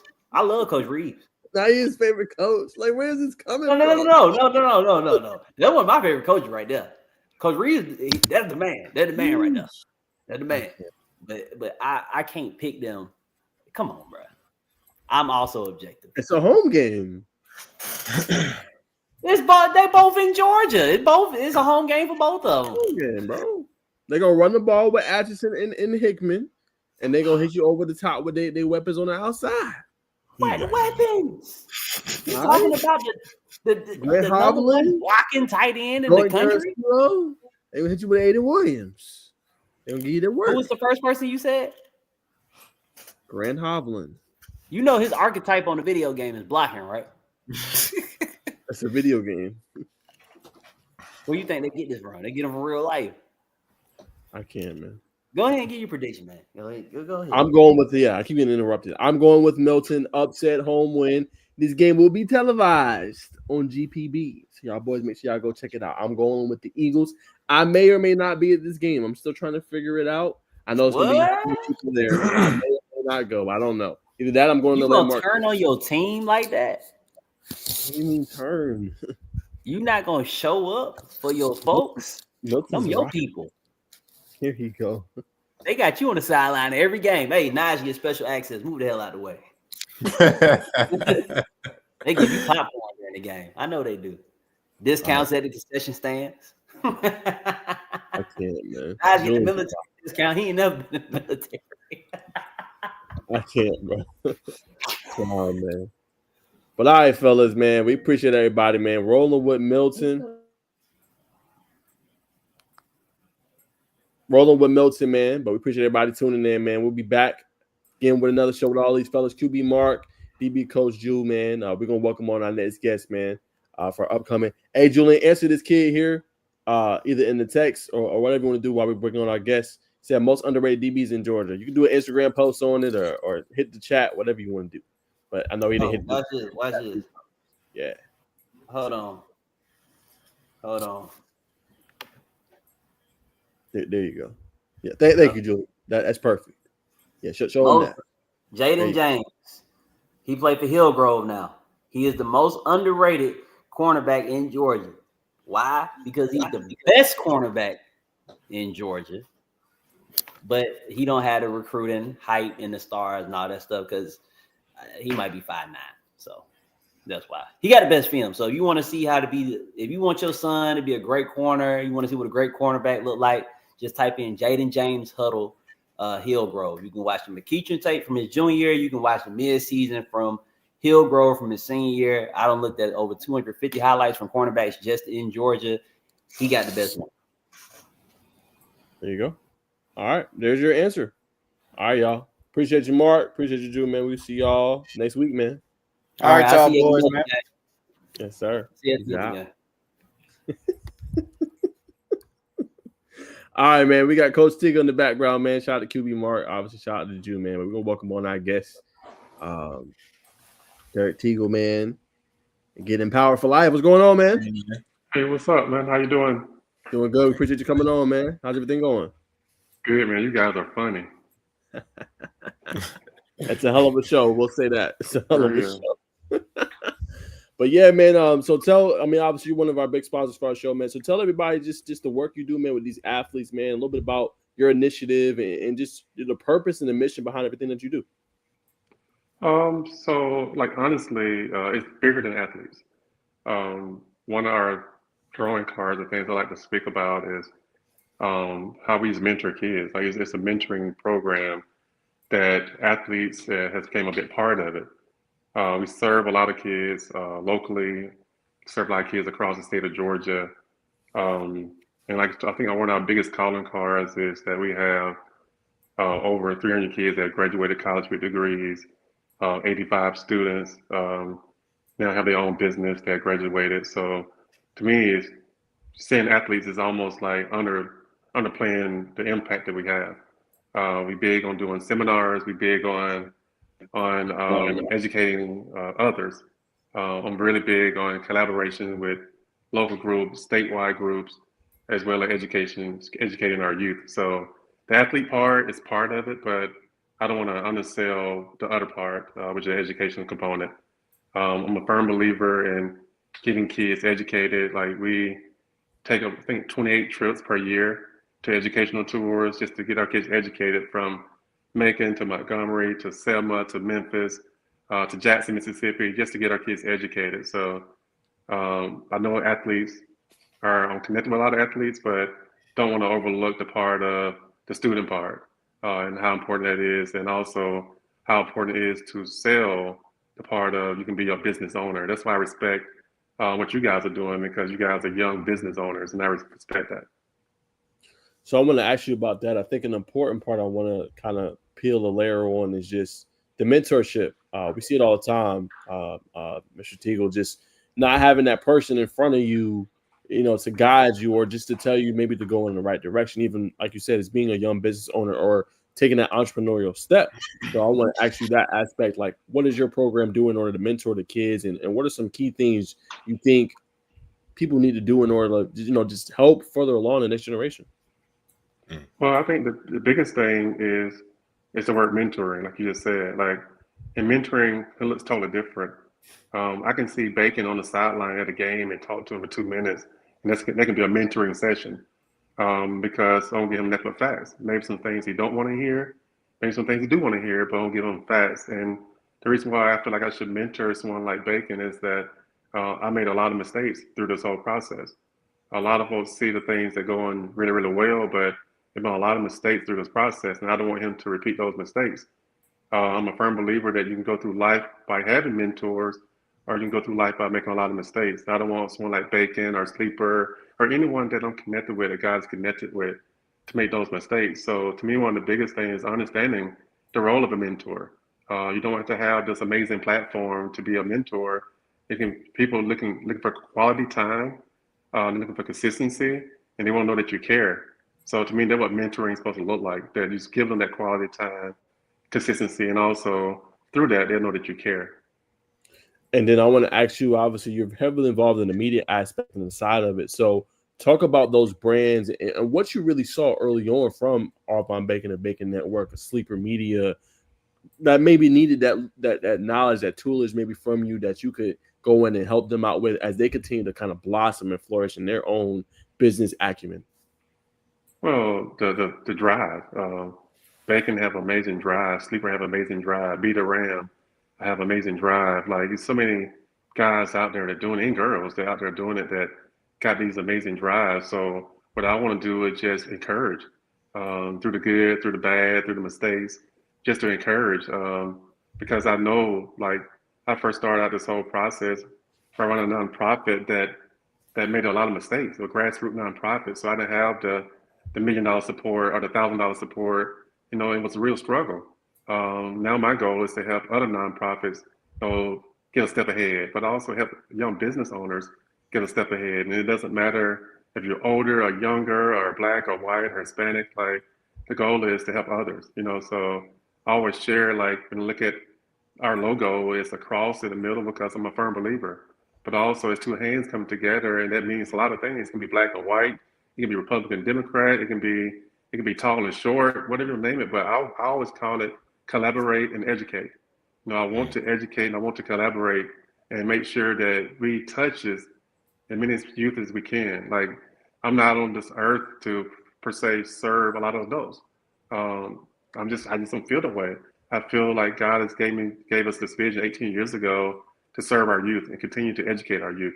But by doing that, we have to collaborate with some of the others. Whereas a local group, whereas like a new city church, whereas a newly city church, whereas a boys and girls club, whereas a new police department, like whoever it is, like we're just thankful for our supporters that give us the opportunity to collaborate and connect and educate our youth. And speaking of, we talked about the education component, so I want to kind of peel that back even further. So you talked about these seminars you do and you're educating people, but you also talked about these tours. So can you give us some insight on kind of how you put that together and what some of these tours that you're taking them on? Are there, museums, right? Is it financial literacy? Is it history? Like, what are some things you were teaching and educating the youth on? Okay, so on the seminars, over the years, we have done a financial seminar which focused on just finances. And I used the analogy, the amount of athletes that are broke after 4 or 5 years of playing their sport. Get to have those conversations of why. And it varies by different sport. So we had financial seminars with Wells Fargo Bank. We have anti-vaping seminars. We'll have suicide prevention seminars. We did a whole year after the George Floyd thing. We had a whole year of racial seminars called Connecting the Dots, where we brought different races together just to have a conversation about joining and being unified together. So the seminars varies, but it's usually our topics that I feel like that you can't say a lot of in church or you can't say a lot of in school, and God has given the platform to have it openly. So I can't tell anyone what not to do, but we want to educate on things that might can benefit your life. As far as the museums, we have went, all across this country. Like we're not against going anywhere.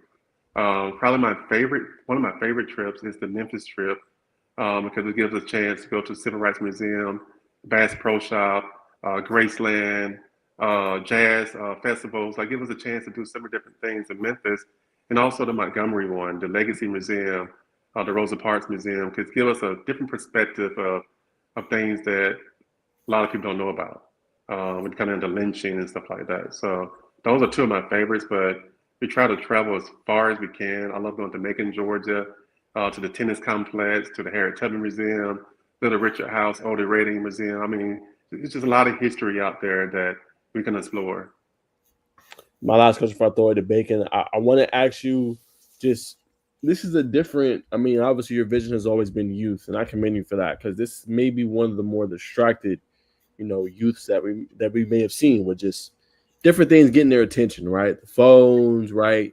Having social media. There's a lot of things that's grasping their attention away from the important stuff in life.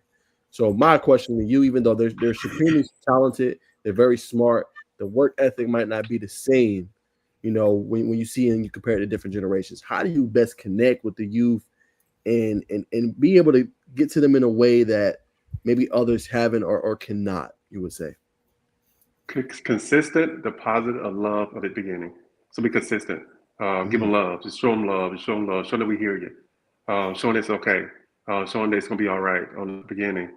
After you give them consistent deposit of love, you can take some withdrawal out or be firm with it. Like, I step better. You know better. But also on the front end, I share my story. I share my story of the things I've done bad in my life from trying to commit suicide, from being an alcoholic, from being a drug dealer. Like, I share my story, so they know, like, wow, this dude is doing really, really well, and I have a major past. I always say this, that I know how important grace and mercy is because I'm a real transformation project because I was a drug dealer. I was a gang member. I did try to kill people. I did try to rob, like that's part of the past, but once they hear that, they know it's real. Because most people won't tell you that at the beginning as you're trying to mentor your kid, that I'm an ex-drug dealer. Like, most people don't say that. So my thing is the realness is real.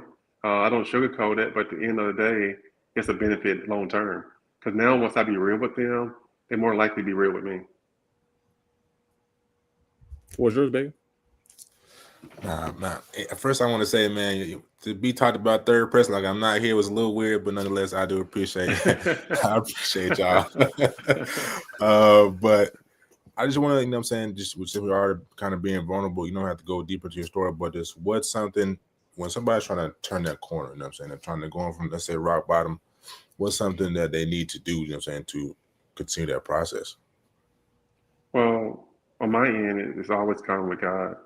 I don't sugarcoat that part that I know that He's the foundation. So, but even there's a non-believer, I give God-like principles of how we can make it through. And that's why I'm very firm on the suicide part because twice in my life I tried to kill myself. So I share that story because I want other folks to understand that it easily could happen. But I know over the last 18 years, there have been 9 situations where kids have called me and when they wanted to kill themselves. And all 9 of those students are still living. So by me sharing that at the beginning, that I understand. A lot of us, maybe some even on this that's listening to me right now, have had those thoughts of wanting to kill themselves. It's okay to share that because at the end of the day, we're not doing it now, but it's also we understand. So I'm a firm believer of utilizing things like social media to our advantage. I know social media gets such a bad rep, but it's just a lot of great things on social media as well. But like I said, being open and firm with it. Like I said, I don't mind sharing anything. I'm very vulnerable and open, but talking about my life because I know that others are struggling or struggled the same way I have. You talked about principles. What are, you don't have to be 3, but what are some principles that you must have to go from zero to hero? I'm a firm believer. In 2007, I met a guy, part of my testimony that I didn't know who he was, and make the long story short, he challenged me to change my circle. But also, he told me if I copy and paste successful ideas and apply it to my life or my business, I'll be successful. At that moment, I was broke, spiritually broken, financially broken, mentally broken. Literally, I had to borrow $40 to get to Lithonia, Georgia to see this guy. $35 to put money in the gas tank I had, and $5 to get a Big Mac combo back in 2007. True story. That day it changed my life because I was broken on every level. I had just did a chapter 7 bankruptcy, like I was broken. And he shared, like, if you do this right here, your life will change. And one of the core principles is just being on time. A lot of people just like to be late. Like he's like, man, just be on time. Because when you're late, you miss something, you forget something, you don't get all the details. So one of the principles that I learned early, like, man, be on time. And if you ain't on time, like call that person in advance, let you know something going on. But just almost a respect thing. So one of the core principles in my eyes is just being on time. Listen. 100%. Being on time is a big thing. As Nas just we talked about the kids, right? So, and he talked about how challenging that may be to deal with. You know what I'm saying? What are your observations from that? And you know what I'm saying, what is the biggest change you see a child, you know what I'm saying, go through when they enjoy Empower for Life? Just different. It just look different. It's almost what we do almost sound like a scam. Like honestly, it sounds like a scam. Cause like, bro, why would we do all of that to help kids out?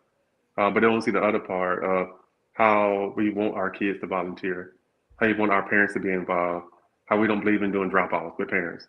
So we ask our parents to check their kids' progress reports, how we try to provide mentors and tutors for our kids. So on the surface, like, well, it's just an athletic organization. Oh, it's a reason why our GPA went from 2.7 to 3.45. Reason why ACT score went from a 16 to an average 24, because we really value the part of education, and we make sure we value that. So I tell all of our students to sit in the front of the class. I got a report about my son Darius the other day from a coach that she went to speak to her school, and he was sitting in front of the class. That's what we want. We don't want to sit in the back. Like we want to sit in the front. So Right. even he's in college, and that same principle is in line. Like that made me more happy than anything, because I know that he still got those same principles of being in the front and learning. So like I said, it looks a little bit different because on the surface, like man, they do a lot of great things, but we really challenge everyone from the mom all the way to the kids, to the dad, to the kids. Like last Saturday, we did a training session where I had the parents outside running with parachutes.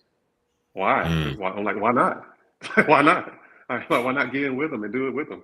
So just one of those things that is a whole family approach to it. But to me, the most challenging part is changing the mindset, not really of the student, but change the mindset of the other parents. 100%. Shout out to D, man. If you watching this, appreciate you tuning in. But if you ain't watching this, make sure you send this to the young man so you can tune into the show. But Right. one thing I want to give you flowers about, brother, you know what I'm saying? Everywhere I always see you at, you know what I'm saying? There's always kids coming up to you. Could be kids on the team, could be kids that have graduated, come back and say, hey, Mr. Tug, I really appreciate what you've done for me. So when you have that type of positive reinforcement, just I'm saying, what does that do for you on the inside, man? Motivate me to keep going.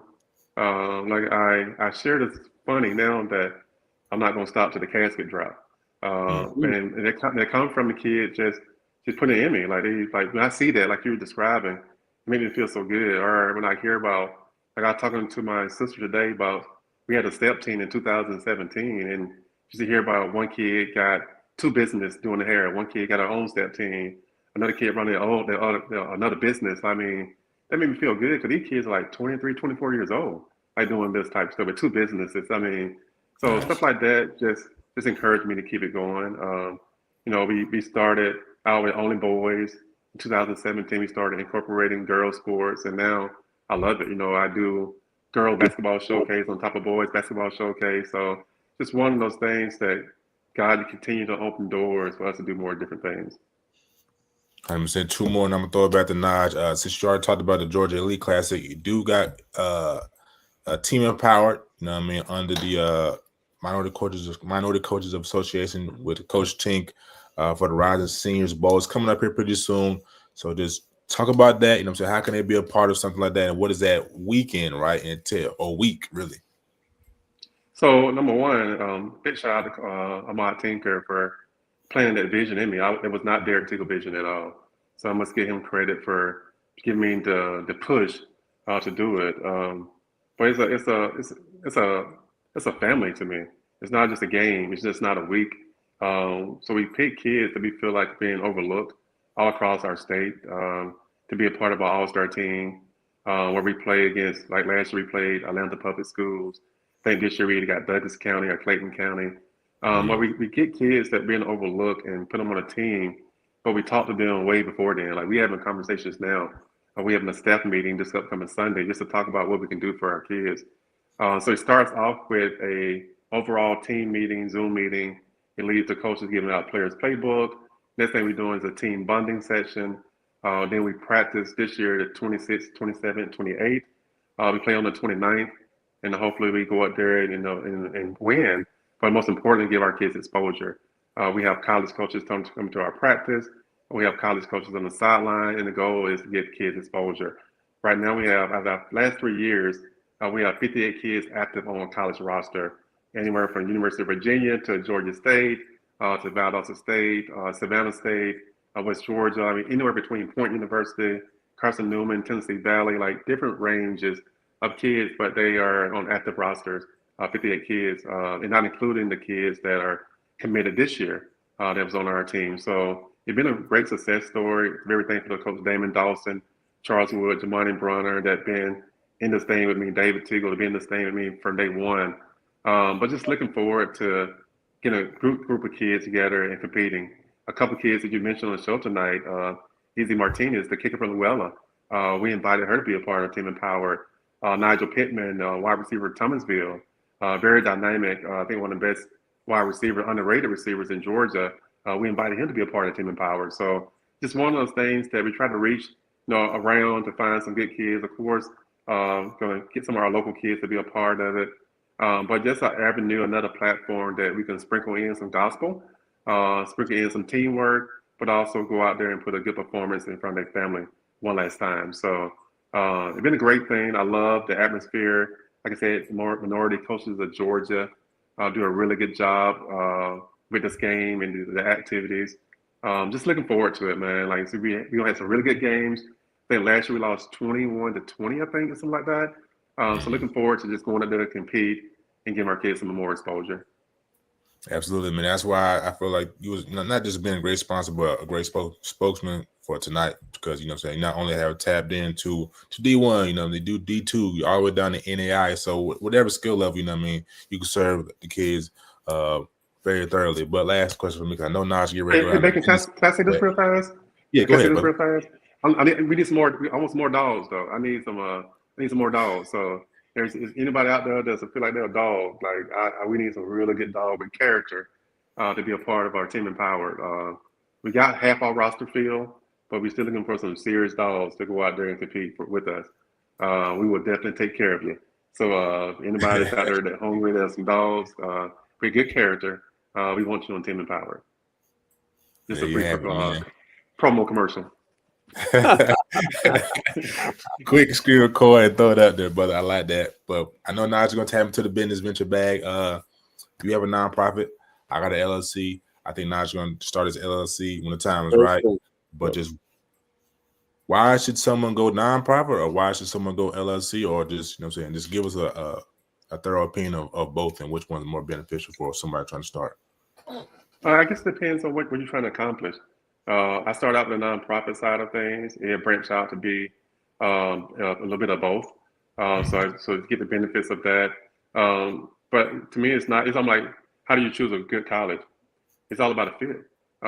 My fit was different than maybe Naj or Bacon or anybody else. So mine was strictly nonprofit at the beginning, and God has led it to God has opened some doors to be profitable as well. So that part, it'd be hard for me to answer which is better, because I'm like, which is better, Georgia Tech, Florida State, West Georgia or Kennesaw State. Like, I mean, all of it's good. Like, so it's really about like, what's the best fit for you. So that probably more of, if I knew I was a little bit better, I probably could give that, but I don't have enough to go by. It won't be right. On the Bacon side, I know you a bit more, but like I said, still got to be a fit. Because what works for Derek is probably not going to work for you, and what worked for you probably not work for me. So one thing I would say, if you're a believer, like, let God lead you on that part, because it can't be Derek will, got to be God will. Absolutely.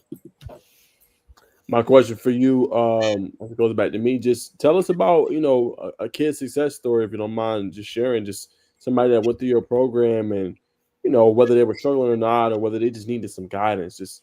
They just flourished going through your program, if you don't mind. Oh, that's fine. Boy, it's hard to limit to go to one. I will give you a couple. One is Shamaya Sanchez. Reason why it comes to mind, because her cousin Brittany was the first two girls that actually worked out with us, and they was at Nuna High School running the hills, like doing all these drills and not knowing that she was dealing with an illness. She's dealing with lupus, and for her to deal with that at age 13 and going to be one of the best softball players in the state of Georgia, went to LSU and dominated LSU and got a chance to play for her country, Puerto Rico. Like, that is just amazing because she was out doing a lot of boys and she was dealing with something. That just blows me away for sure.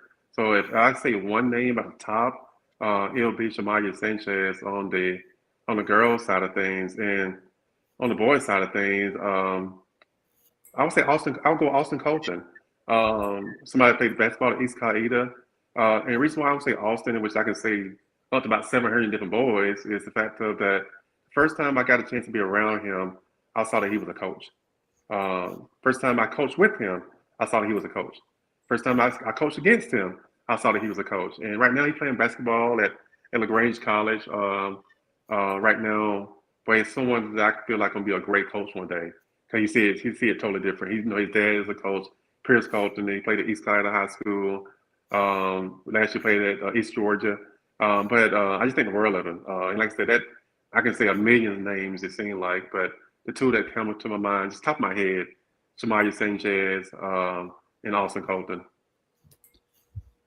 All right, great names, man. I appreciate you sharing that story of both of them. My next one to you is for those that are nervous of taking that step or dipping their foot in the water of being a business owner. What advice or what are some key things you would say to them they want to take the jump but they're nervous and they're scared to? Well, I shared this yesterday at Longhorns with someone that it's okay to be uncomfortable. It's okay to know that you'll make mistakes. And so this is a nonprofit world. In a nonprofit world, I know I want to hear more no's than yes. I probably hear 95 no's to maybe every 10 yes. That's okay. Because you just got to get the right person to believe in it, believe in you. And that's what I'm thankful for. And I gave the shots out to sponsors like a Brent Scarborough or a Newton City Church or any community resources. Like they believe in it. So it's overlapped the 90 that said, man, I don't know who this guy is. I don't know, like it overlapped that part. So knowing that you can get some no's, knowing that you're gonna make some mistakes, but understanding that it's gonna be a little uncomfortable at the beginning, but continue to push. So that's just my thoughts when I think about someone trying to start something. Just know that you're gonna take some losses. That's the reality. You're gonna take some losses, but stay firm. And that's why I keep going back. It can't be Derek will, Anaji will, or Arvin will. It got to be God's will. Because if His will, it's gonna work itself out. I'm a firm believer that life, business, relationship is a roller coaster. There's gonna be some ups and downs, twists and turns. You might go backwards, you might go upside down. But at the end, you're gonna say, "Wow, what an amazing ride!" And that's why I look at this whole thing with business. There's gonna be some ups and downs. You're gonna lose some money. You might lose some friends. That's just part of it. Like they're just part of it. But at the end of the day, it was like in my 18 years, I would not change anything. Not anything. It's powerful. And Miles, before I throw it back to Bacon, would you say, like, in overcoming obviously those adverse moments? I know you mentioned a lot with obviously your faith in God and obviously His will. I mean, let's say you're a new business owner as a hypothetical. 1 year in, you're taking nothing but L's. You're about to quit. Like, what would you say to that person in that moment? Let your why be your why. Because when your why is strong, it doesn't matter. My son was diagnosed with cancer at the age of 12. Really, really, really rough times in our lives. But the why was still the why. That's the reality of it. Through sickness, through relationship struggles, to maybe even an addiction to something, which I had through this process. But your why still got to be your why. That's the thing. Because if your why is not strong, you're gonna always want to quit, and you're gonna quit. So if it's really a why, like I shared it with my son Tyrese, who just started a nonprofit. His why is strong, so I feel like he'll be very successful if he got a strong why. But if it's not strong, you're gonna quit the first time if things go negative. Or you're doing an event, you think you'll have 300 people, you'll have 5 people. You're gonna quit. But if your why is strong, you realize, well, I only need those 5 to be there. That's the perspective we carry. Like, I want them 5. I don't need the 295 that was just gonna be there and be a hater. I want those 5 that need to be there. So that's when the why is strong, you look at that perspective.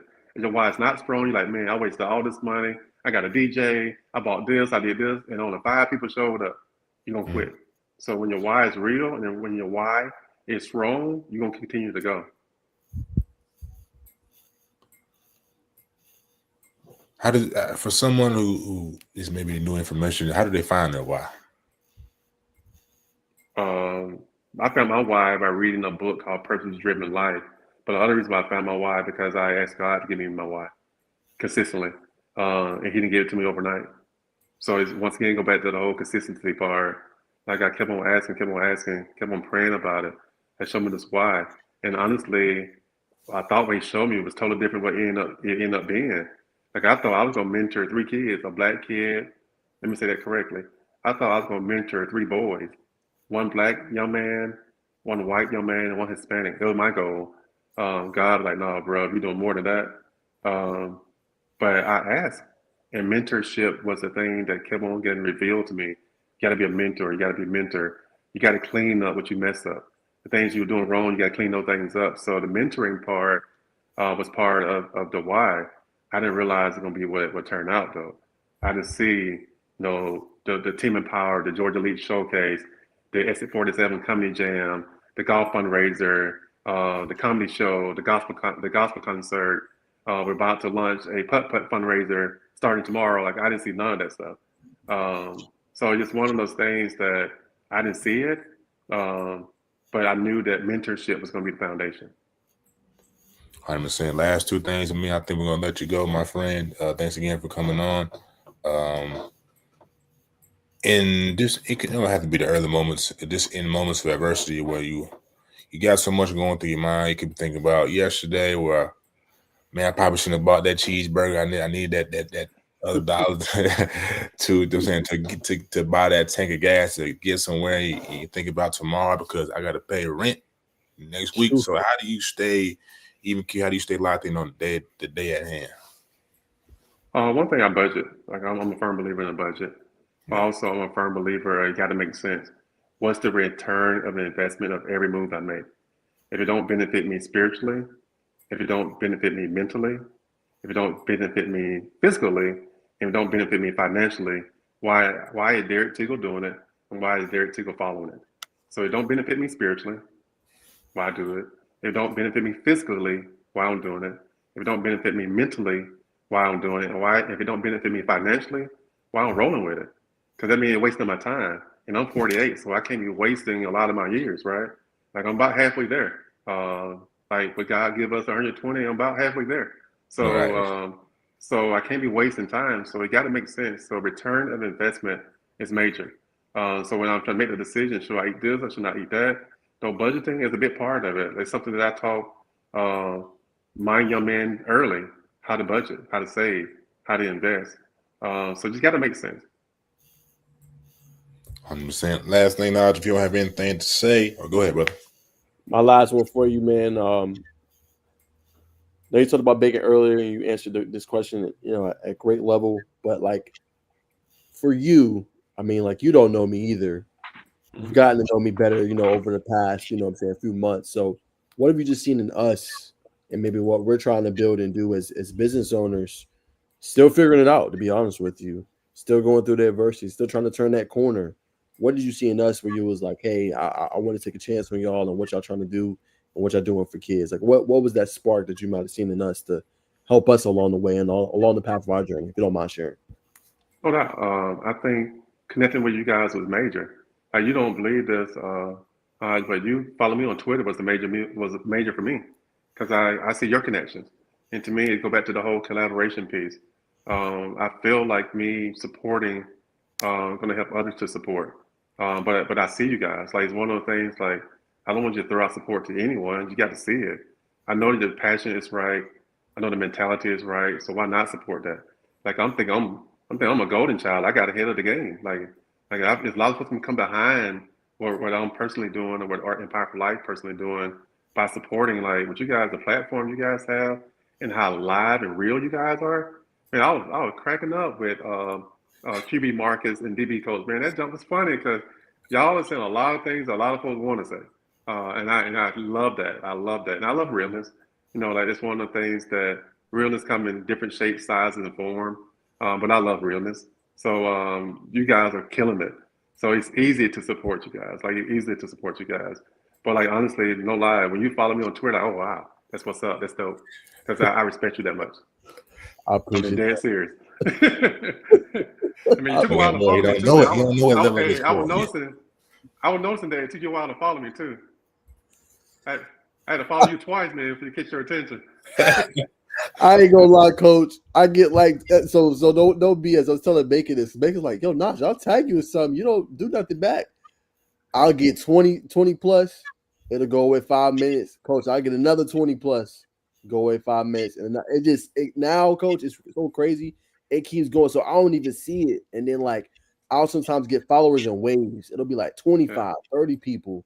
And I don't always check it. But I appreciate you doing that whole time, man, and continue to stay. But yeah, I did not see it for the longest time, man. But nah, I definitely appreciate that. It's crazy like how the X goes now, man.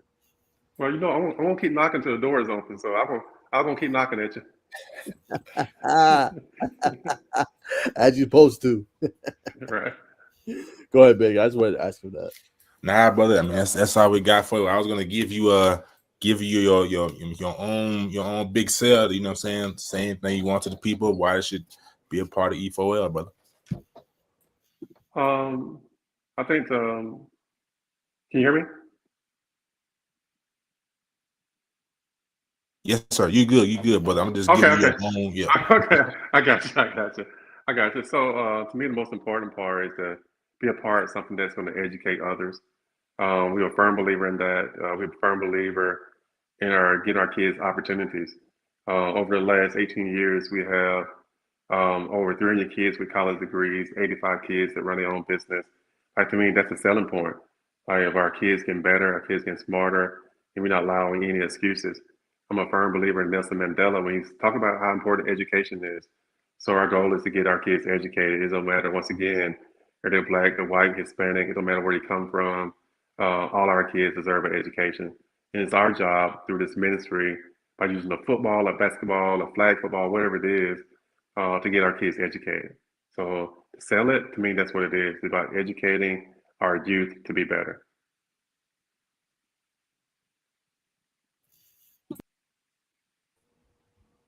Oh. My bad. Like I said, man, that was a great message, man. Like I said, everybody who wants to tap in with a powerful like Mr. Tiga, man, definitely hit that link. And man, but don't forget to plug your social media. Where could they contact you? Get in touch with you on your hip. I got you.